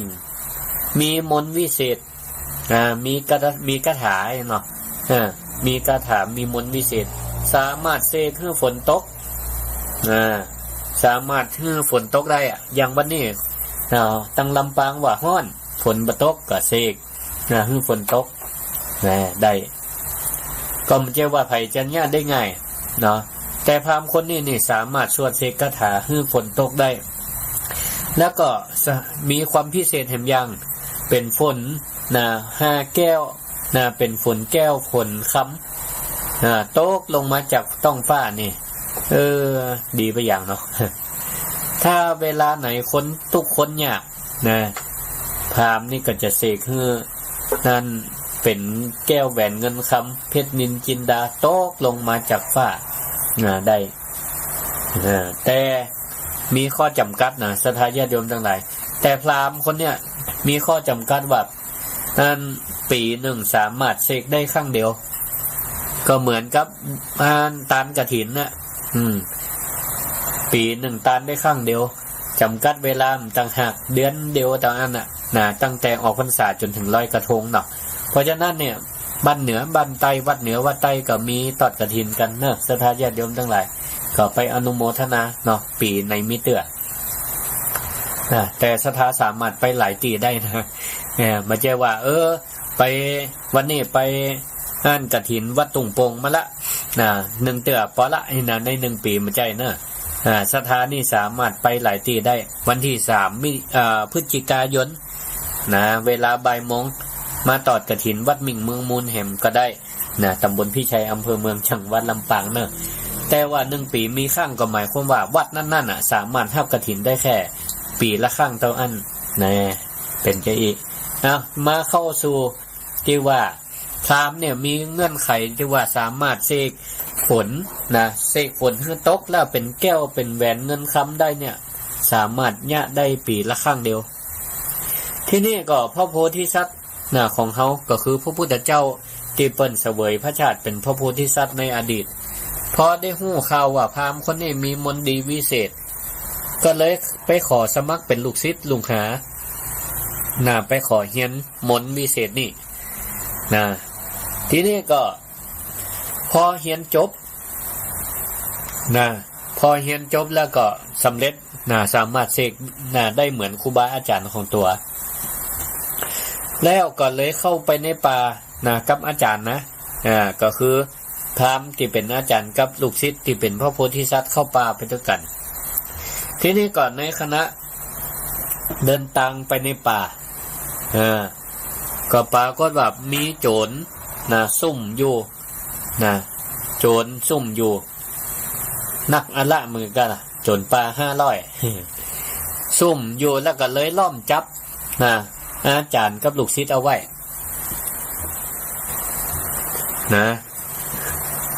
ทีนี้ก็แล้วก็เลยส่งพอจับได้2 คนก็เลยส่งคนหนึ่งปิกไปเอากาไทยมาไทยตัวเหมือนกับจับลูกนายกับลูกน้องนี่ค่ะเจ้านายกับลูกน้องก็ปล่อยตัวลูกน้องซึ่งไปเซาะเงินกาไทยมาไทยตัวเจ้านายในกรณีนี้ก็โจรก็เลยจับหามมาไว้แล้วก็ปล่อยพระโพธิสัตว์ออกไปคือไปในหมู่บ้านไปเอากาไทยมาไทยตัวอาจารย์ถ้าเฮือเงื่อนไขว่าถ้า3 วันบ่มาไทยอาจารย์นี่ก็จะโดนฆ่าตายโจรนี่ก็มีจำนวนนักเปิ้นก็เลยสมัยก่อนเปิ้นคาดนับเปิ้นก็เลยว่าโจรป่า500ทีนี้ก็จับพามาไว้แล้วก็ส่งลูกศิษย์ไปหาเงินมันเรียกมาไทยมาเป็นกาไทยทีนี้ก่อนกลับเข้าไปหมู่บ้านอาจารย์ก็เลยกระซิบบอกลูกศิษย์ก็เลยบอกอาจารย์ลูกศิษย์ก็เลยกระซิบบอกอาจารย์ไว้ว่ารอผมปิกม้าไทยตัวเน้ออาจารย์รออยู่นี่เน้อใจเย็นๆที่นี่ขออาจารย์อยู่อย่างหนึ่งตอนที่ผมมาอยู่เนี่ยอาจารย์บดีไปเสกมนต์ฮือฝนตกเป็นเงินเป็นคำเด็ดขาดเลยนะลูกศิษย์ขออาจารย์ไว้ถึงแม้ว่าโจรเนี่ยมันสัญญาว่าจะปล่อยตัวอาจารย์อาจารย์จะไปเจี่ยมันจะไปเสกเด็ดขาดเพราะมันเป็นอันตรายว่าแล้วลูกศิษย์พระโพธิสัตว์ก็จากไปหายไป2 วันก็ยังปิกมาเถอะพอวันที่3อาจารย์นี่ก็ใจห้อนนักแกคิดว่าลูกศิษย์บ่มาละก็เลยเกิดว่าเขาก็บ่ง้อก็ได้บ่ง้อลูกศิษย์จะมากะจ้างเขาก็มีมนต์ดีพิเศษอยู่ทำอย่างเขาจะต้องรอลูกศิษย์ขึ้นมาเรียกเอาเงินมาไทยตัวเขามีเงินกาไทยอยู่บนต้องฟ้าอยู่แล้วก็เลยบอกจนไปว่าวันนี้วันดีบังเอิญว่าดาวเคราะห์กับพระจันทร์เนี่ยเล็งลัคนาตรงกันในรอบปีถ้าเขาไล่มนต์ในค่ำคืนนี้เงินทองกำแก้วตั้งหลายก็จะตกลงจากฟ้ามาบ่ต้องไปล้อเพื่อคนเอาเงินมาเรียกมาไทยตัวได้เพราะฉะนั้นเนี่ยปล่อยเขาไปคือเขาเนี่ยได้อาบน้ำแต่งชุดขาวจะเป่าเสกมนต์แล้วก็จะฮือฝนมันตกลงมาเป็นแก้วเป็นเงินเป็นคำโจรได้ฟังคำพราหมณ์นี่ว่าจะก็ดีใจก็เลยปล่อยตัวพราหมณ์แหละฮือไปอาบน้ำกินข้าวแต่งชุดขาวไปอยู่กลางสนามพอพราหมณ์คนนี่เสกคาถาเต่านั่นล่ะฝนก็ตกลงมาหาใหญ่เลยนะมีแก้วแหวนเงินคำเพชรนินจินดาตกลงมาจนดีอกดีใจจนดีอกดีใจแล้วก็เก็บมาแล้วก็ปล่อยตัวพราหมณ์คือปีกบ้านไปในขณะที่ปล่อยไปปล่อยตัวใหม่ๆก็เกิดเรื่องขึ้นมาแหมปรากฏว่าบ่ใช่โจรกุมเดียวไปปะใส่โจรแหมกุมเห็นบ่ปะใส่โจร500แหมกุม1สะกดร้อยตามมาสะกดร้อยกุมแรกว่าไปปล้นที่ไหนมันได้แก้วแหวนเงินคำนักแตะที่นี่กลุ่มจนกลุ่มที่2ก็มาลุมล้อมพวกนั่นก็บัดตันตั้งตัวเนาะเพราะฉลองกันอยู่หมายถึงว่าโจรกลุ่ม2เนี่ยมาล้อมกลุ่มแหลก กำลังดีอกดีใจเพราะว่าหันแก้วแหวนเงินคำโต๊กลงมาหรอก็เลยแผนซ่อนแผนโจรกลุ่มแรกนะเจ้แผนซ่อนแผนว่าเจ้อีโอ้จะมาปล้นเฮายังเฮาฮู้จักกันอยู่เปิ้นว่าธรรมเนียมโจรบ่ปล้นโจรเอาตัวรอดธรรมเนียมโจรบัดนั้นบ่ปล้นโจรนะเสียศักดิ์ศรีที่เฮาได้แก้วแหวนเงินคำเนี่ยเฮาได้มาจากปู่พราหมณ์นั่นโลกเอาล่ะบัดเดี๋ยวนี้เฮาปล่อยมันไปละเพราะเฮาได้สัญญามันไว้ถ้าสู่เขาเนี่ยโจรกลุ่มที่2เขาได้แก้วแหวนเงินคำไปจับตัวมันมาแล้วก็ฮื้อมันเสกคาถาแหละเดี๋ยวฝนตกลงมาก็เป็นแก้วแหวนเงินคำฮื้อสู่นั่นนะทีนี้ก็โจรกลุ่มที่2ได้ฟังจากอันกระเจือก็เลยวิ่งตัวพามนั่นไปกะที่นี่ปะแล้วก็เลยล้อมกะล้อมจับเอาไว้แล้วก็ครูฮื้อพามเนี่ยเอาแก้วแหวนเงินคำมาเสกแก้วแหวนเงินคำตกลงจากฟ้ามาพราหมณ์นี่ก็เลยบอกว่าโอ้เฮานี่บ่สามารถเสกได้แล้วเพราะว่ามันมีข้อจำกัดเสกได้แค่ปีละครั้งกับกำลังเสกไปแต่คืนเนี่ยนะจะไปเสกได้จะได้แหมกำกับปุ้นปีหน้าอีกโจรกลุ่มที่2กับฟังจะอีกก็โคตรกะว่าพราหมณ์เนี่ยโหมาปฏิเสธมาปฏิเสธเฮาจะได้กลุ่มแรกยังเสกได้บ่เจียนะกลุ่มแรกยังเสกคือเลือกตีนลักมักตีชังก็เลยตัดคอพราหมณ์ตายเลยปรากฏว่าพราหมณ์นั่นก็ตายลงเพราะบ่เจียกำลูกศิษย์ลูกศิษย์สั่งกำไว้ว่าจะไปเสกนะจะไปแจกกำมันที่นี่ก็โจรกลุ่มที่2เนี่ยวอกปิกไปหาโจรกลุ่มแรกที่บัดตันได้ระวังตัวก็เลยป้ากันฆ่าโจรกลุ่มแรกตายหมดเลยกลุ่มที่2นี่ก็เลยยึดทรัพย์เลยยึดทรัพย์ของโจรกลุ่มแรกก็ปรากฏว่าโจรกลุ่มที่2บัดฮูกกันแฮมเพราะหันเงินหันคำนี่เป็นว่าหันอันอย่างก็กำบักเก่าหันเงินหน้าดำหันคำหน้าเศร้าเนาะหันเงินหน้าดำหันคำหน้าเศร้าโคลบใครเอาเป็นของตัวเก่าคนเดียวทะเลาะกันพิษหัวกันแบ่งบ่ลงตัวก็เลยจักดาบฟันแทงกันนี่เป็นห้องกำบักเก่าที่ว่าจักดาบเนี่ยก็คือเนี่ยพอมันบัดลงร้อยกันบัดลงร้อยกันพิษหัวกันก็เลยจักดาบฆ่ากันตายเลยเหลือโจร2คนสุดท้ายจาก500ฆ่ากันเหลือ2คนสุดท้ายที่นี่ก็เกิดจะแบ่งคนละกึ่งแล้วนะเกิดจะแบ่งทรัพย์สมบัติกันคนละกึ่งละโดยซ่อนไว้คนหนึ่งเฝ้าสมบัติแถมคนหนึ่งก็ไปหาเข้าในหมู่บ้านมากินเพราะว่ามันสู้กันเปียงแห้งเนาะใจแห้งเป็นนักกันอยากเข้านะมีคำกองอยู่ตั้งหน้าก็เลยตกลงกันได้ว่าเขาแบ่งกันคนละเกินนะแต่ว่าตอนเนี้ยไปเสาะเข้ามากินก่อนที่นี่จะไปเสาะเข้ามากิน2คนก็กว่าเงินคำกำแก้วจะหายก็เลยแบ่งกันคิงเข้าไปเสาะเข้าเพื่อกินก็เลยแบ่งแยกกันคนหนึ่งก็เข้าบ้านไปที่นี่ไอ้คนเข้าสมบัติก็นึกในใจว่าเดี๋ยวที่มันไปเสาะเข้ามาเนี่ยมันจะมาแย่งสมบัติเฮาก็จะเอามีดแทงฆ่ามันตายตอนเผลอฆ่ามันตายตอนเผลอส่วนไอ้โจรที่เข้าบ้านไปไปเสาะหาอาหารก็นึกในใจว่าไอ้คนที่เฝ้าสมบัติเนี่ยมันถ้าจะคิดบดีกับเฮาละนี่เพราะฉะนั้นเนี่ยเฮาก็ต้องรีบกำจัดมันตัวเฮาต้องรีบกำจัดมันก่อนก็ได้เข้ามาก็เอายาพิษเข้าใส่ในอาหารล่ะเอายาพิษใส่ในกับข้าว เสร็จแล้วก็ปิกมาปิกมาตีเก็บสมบัติส่วนโจรตีรออยู่เอามีดฟันโจรตีกำลัง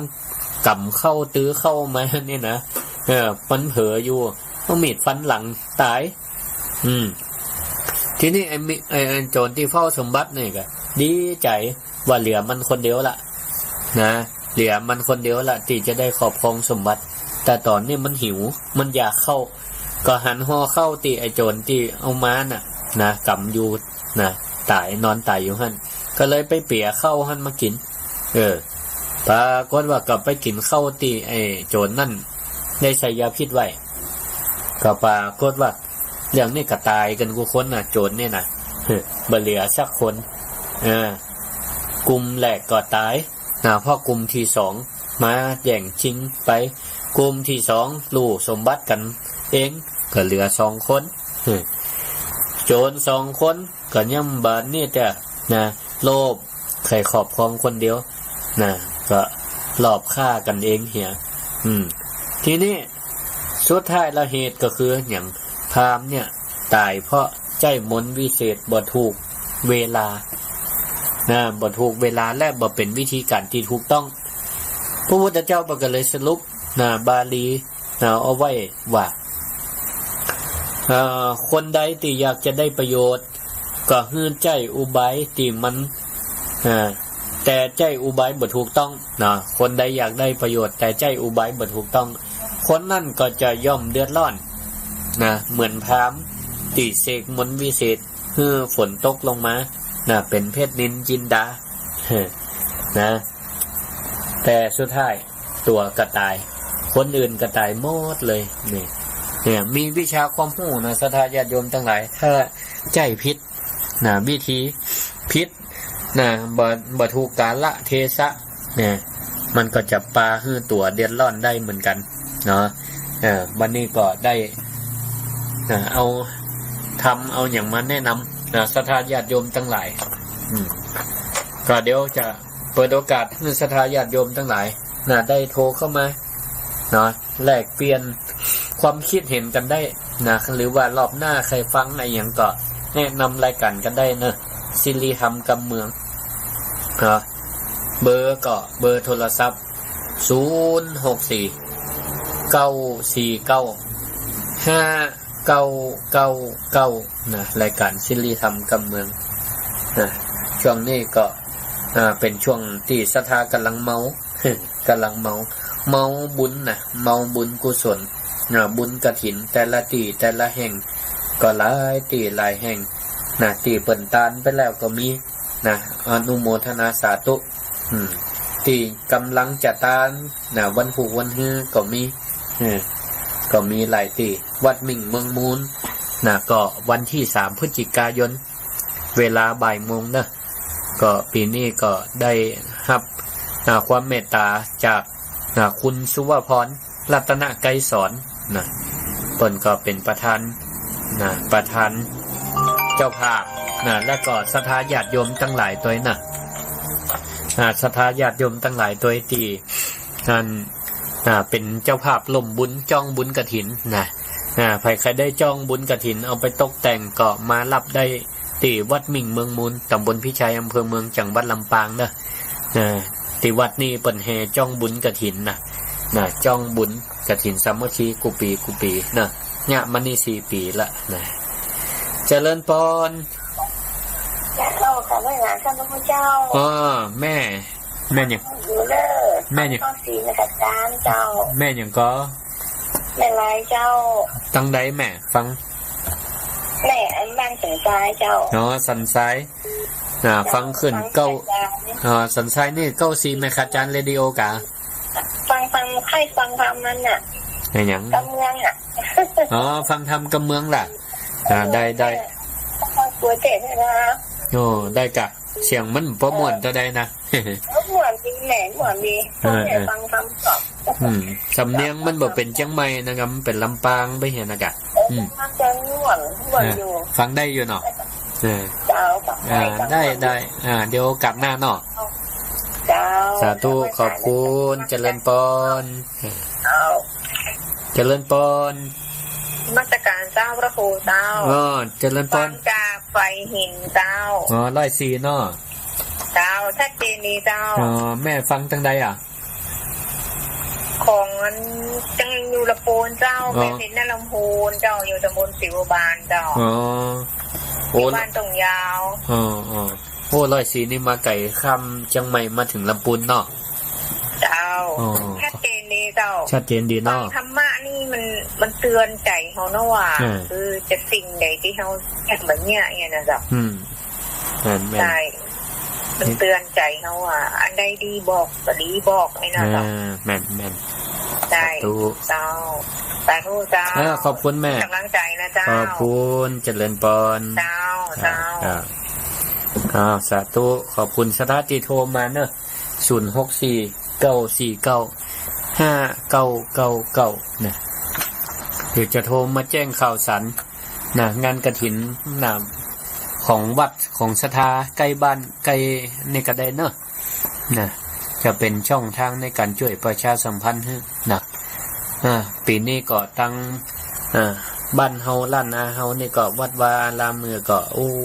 น้ำท่วมก็เสียหายหลายที่นะก็คงอาศัยบุญกฐินเนี่ยได้ไปช่วยกันบูรณะปฏิสังขรณ์นะคือมันเหมือนเดิมนะเฮาก็จะได้ใจเสนาสนะภายในในวัดบทวิหารศาลาก็เป็นของหน้าหมู่นั่นแหละเนาะเพื่อศรัทธาได้มาใจมาไหว้มาสาใจประโยชน์เจริญพร เจ้าไม่สาเจ้าฟัง แม่สมบูรณ์เนาะ เจ้า อันนี้ฟังขึ้นอันวิไลสงฆ์เนี่ยเนาะ106เนาะ เจ้าชัดเจนดีลูก ชัดเจนดีนะสาธุเนอะขอบคุณอันดอกมันหายเป็นกระจำนี่กระสิงอ่ะวันที่เสาร์ห้านี่พระครูได้มากกว่าเปิดกันนิมนต์อยู่2 ตนวันที่25นี่นะเจ้าของวัดมิงนี่ก็วันที่3นะใกล้กันนี่ก็มาเอลเนอะ3 พฤศจิกาสาธุขอบคุณผูกดอกแล้วเมื่อไหร่ อันเตรียมหละนั่นตัวเจ้าเปิ่นไปอันนี้อยู่เนี่ยก็ไปกรุงเทพเดี๋ยวปิกมาคือปลูกเนาะขอบคุณเนอะสาธุเจริญพรไปกับเจ้าขอบคุณแม่สมบูรณ์บ้านไร่ศิลาทองก็อยู่ในเขตตำบลเดียวกันเนี้ยวันนั้นเปิ่นก็ถวายดอกอะไรอย่างก็ทองอุไรกะเปิ่นพ่อเปิ่นปลูกไว้คนมือจุ่มมือเย็นเนาะปลูกอะไรอย่างก็ติดเปิ่นก็ว่าโอ้มันจะออกดอกละนั่นท่านพระครูไปฮับไปเอามาปลูกที่วัดกามเนี่ยนะก็ไปฮับมาแล้วขออนุโมทนาขอบคุณกับขอบพระคุณในเมตตาธรรมท่านอาจารย์พระครูอภิวัฒนวิกรมก็ดีเนาะที่ได้เชื่อมลิงก์สัญญาณรายการศิริธรรมกำเมืองไปสู่คลื่นสีขาวเพื่อชาวประชาแล้วก็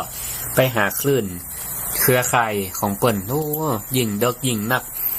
ก็เนี่ยคือศรัทธาหลายจังหวัดได้ยินได้ฟังธรรมะในยามค่ำคืนไปด้วยกันพร้อมกันแล้วก็แหมคลื่นหนึ่งก็เป็นคลื่นวัดฝ่ายหินเนาะโดยเมตตาธรรมของท่านอาจารย์พระครูสมุวิศวัตรวรกิจโจเจ้าวัดฝ่ายหินภูมิด้วยกันสถานีเช่นกันเนาะเพิ่นก็ได้เอาอันรายการศิริธรรมกำเมืองนี่ไปออกสู่FC ที่เปิ่นฟังขึ้นวัดฝ่ายหินหลายที่หลายตังพดมาแผ่วละปูนวันออกสถานีเปิ่นไก่เนาะ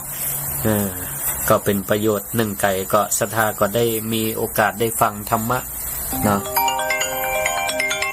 เจริญพรมีรู้เราป้าสมควรครับออกขึ้นครับแม่ขจารก็มีครับแม่ขจารตัวโอ้จนกันก็ครับอันใดชัดฟังอันนั้นเนาะครับกล้วยเช็ดกระดังจะดีครับขอบคุณจะดีครับโอ้ดีกำลังใจท่านพระครูเด้อขอบคุณมากพ่อสมควรเจริญพรสาธุครับพ่อสมควรนั่นแม่เจดีย์กะโอ้อันนี้ก็เป็นกระบอกเสียงจะเดี้ยที่ไหนดังดีนั่นคืนใดฟังกำลังเปิดอยู่นะเพิ่นก็เป็นกระบอกเสียงอย่างดีขอบคุณหลายๆทุกท่าน ตีโทรเข้ามาติชมรายการซีรีส์ทำกำเมืองพ่องก็ใครฟังทำกำเมืองพ่อง อาตมาเนี่ยเป็นคนที่เป็นภูมิแพ้นะหายใจไข้สั้นเตะได้แต่จะให้มันม่วนอย่างครูบาอาจารย์ตนอื่นนี่ก็ห้ามป้อม่วนจะได้ ก็เดี๋ยวจะสรรหามาเนาะเอามาเปิดมาฟังด้วยกันมาเตะให้ฟังด้วยกันเนาะโทรมาได้เนอะสายว่างนะตอนนี้นะ064-949-5999เนอะรายการศิริธรรมกำเมืองตั้งเมืองฝางนี่มาหันตักมาหอตั้งเมืองฝางนี่เปิ่นฟังกันอยู่ก็จ้าตั้งอันขึ้นสถานีวิทยุวัดพระบาทอุดมหลวงพ่อดอกเตอร์พระครูสุจิตานุรักษ์หลวงพ่อเจ้าคณะอำเภอฝางเจ้าวัดพระบาทอุดมหรือน้ำบ่อสาวาโอ้ดังไปไก่รายการเปิ่นลิงหากันมดศรัทธาญาติโยมทั้งหลายเพราะครูบาอาจารย์พระมหาเถระเพิ่นก็มองเล็งเห็นประโยชน์ของการเผยแผ่ธรรมะสู่ศรัทธาญาติโยมทั้งหลายทุกเพศทุกวัยก็ได้ฟังไปด้วยกันหมดใครฟังตั้งใดก็ตักมาบอกมาได้ฟังตั้งใดก็บอกกันได้พ่องก็กำลังจัดแจงแต่งดาบุญกฐินวัดวาอารามที่อยู่ใกล้บ้านก็มีเนาะเจริญพรไปสาพระอาจารย์แม่บุญนาคเจ้าบัดนี้ยินเสียงเหมือนกราบพระอาจารย์มาออกกันได้น่ากะได้ออกกำเตียปีนี้เอาลมบุญก่อนเอาจ้องบุญก่อนปีนี้กะอันพระอาจารย์เอาของพระจิตก็ได้กะเอาเลยเอาอาจารย์มาเอาบ่จะได้พร้อมจะตั้งกฐินไปตัวได้กะสาธุอาจารย์จะมาเอาไม่ได้เจ้าวันใดเดี๋ยววันเนี่ยกับวัน2 วันนี่ก็ได้เนาะมีแบบนี้งูใครไปแต่ปีแล้วก็ไปนะพระอาจารย์นั่นนะกะปีนี้จนไผมาตัวเองอะแต่แบบนี้งูอาจารย์จะไปจีหรอเขาแบบโอ้หามันประหับเลยนะเจ้าเดี๋ยวไปหาบ้านเนาะวันเสาร์ปะเดี๋ยวไปปูจาผังปฏิบตัวเสาร์ที่26นี่ล่ะเจ้าวันนี้วันที่ยังวันนี้วันที่23พระอาจารย์มีคดีไม่ได้นะเจ้าวันที่3พุ่นน่ะมั้ยที่3วันติดแล้วแต่อาจารย์สะดวกได้ก่อนแน่นอนอ่ะก่อนเนี่ยเดี๋ยวไปหาเจ้าก่อนนะเจ้าผังปฏิบด้วยขอบแม่กฐินสักน้อยสาธุแม่จันอันนี้เหรอมันอย่างก็แม่จันท้องนี่จ้ะแม่อย่างก็แม่จันท้องเยอะจะโทรหาแม่จันท้องบอกคนตัวสาธุเนอะสาธุขอบคุณหลายเดี๋ยวถ้าพระอาจารย์มาโทรหาก็ว่าให้เจ้าโทรหาดิเดี๋ยวพระอาจารย์จะโทรหาเจ้าสาธุขอบคุณมากแม่บุญนาคเจริญพรแม่บุญนาคนี่เปิ้นอันอย่างก็อยู่ประตูมานะเปิ้นเนี่ยผังพติดผังพติดยี่เป้งนะใครได้ผังพติดราคาย่อมเยาก็ติดต่อแม่บุญนาคบ้านประตูมาส่วนแม่จันฟองนี่เปิ้นเนี่ยตุงงานปีใหม่ตั้งประตูมานี่เปิ้นก็คนเฒ่าคนแก่เนี่ยเปิ้นมีความชำนาญเป็นศาลาเป็นศาลาเจริญพรแม่บัวฟังอยู่เนอะสาธุแม่บัวสันทรายเจ้าแล้วกันอาจารย์ออกวันพุธกับเจ้าออกวันพุธนั่นสัปดาห์ที่3ที่4ของเดือนเวลาไม่ค่ำเนี่ยนะเจ้าแม่ก็ฟังกันพระอาจารย์กูเตือเลยเจ้าสาธุขอบคุณเป็นสาระดีนั่นคืองูเห่าเนาะสมบัติน่ะแม่นการเอาใส่สร้อยคอเอางูเห่ามาคล้องคอเนาะก็พระพุทธเจ้าสอนพระอานนท์ดูก่อนอานนท์อสรพิษ แม่แม่กระจำอันนั้นนะที่เป็นว่านั่นนะเนาะที่เป็นยิ้มตัวนะนั่นคืองูเห่าอ่ะแม่นละเจ้าภาษานะเจ้าเจริญพรสาธุขอบคุณอันนี้ก็แม่บัวสันอันตั้งสันทรายอันนี้ฟังขึ้นวัดสายหินกันเนาะเกินโทรเข้ามาได้นะมีเวลาอยู่064-949-5999เดี๋ยวก็ก่อนจะจบรายการถ้าจะได้สถาได้ฟังอันนั้นอันนี้ก็ซอตะกี้ให้มันจบเนาะเจริญพร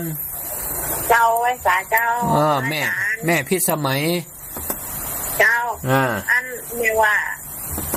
ร้ายพระอาจารย์น่ะหายกูเตรียมเบอร์อันอย่างก็หมายเด็กมันจีอยู่ท่านนำเดียวร้ายหายร้ายหายอย่างเจ้าแม่ทั้งไปเลยนะคือเราออนเขาอันเนี้ยเบอร์โทรเนี่ยนะเบอร์ไลน์เอาเป็นเบอร์ไลน์ได้เพื่อเขาเพิ่มคือไปค้นหา ID ไลน์ที่เบอร์โทรอ่ะแม่เดี๋ยวมันตึงขึ้นนะแล้วแม่หันที่ไลน์นี่จะเป็นพระอาจารย์กอยอ่ะอันใดอ่ะขึ้นมานี่น่ะที่เป็นหูพระเจ้าเศรษฐีน่ะแม่น่ะเดี๋ยวลองเป็นภาษาอังกฤษเนาะแม่มาใครหัวเดี๋ยวลองตักพอก็ได้เนาะของอีแม่นี่ก็เบอร์นี่เนาะเจ้าสาธุส่งหมายเด็กบัญชีแม่เด้อแม่บ่ได้ไปแม่เจ้าขอบคุณสาธุได้เจริญพรชัดเจนดีเนาะตั้งอันห้างชัดนังแลเจ้า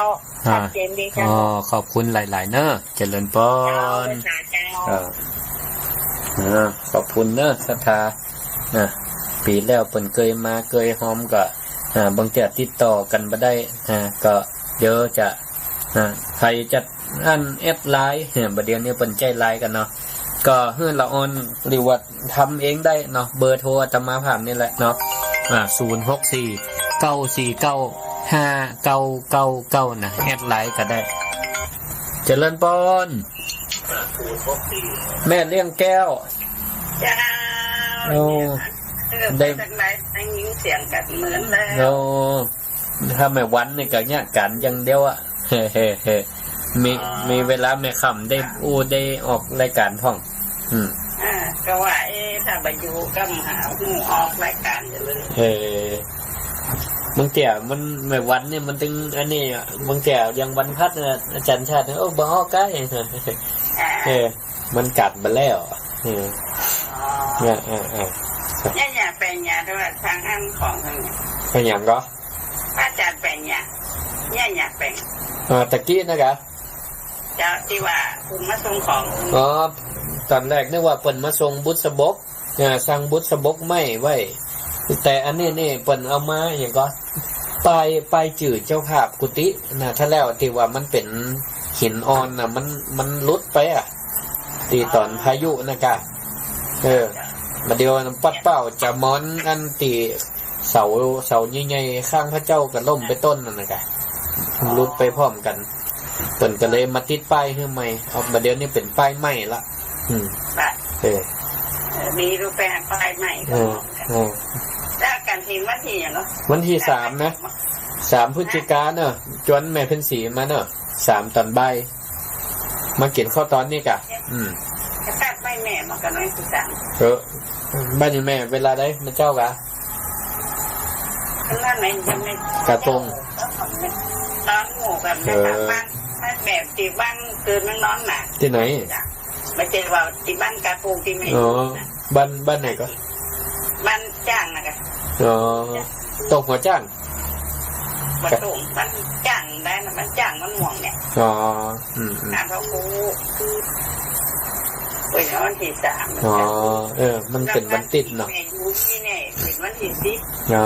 วันที่10เนาะ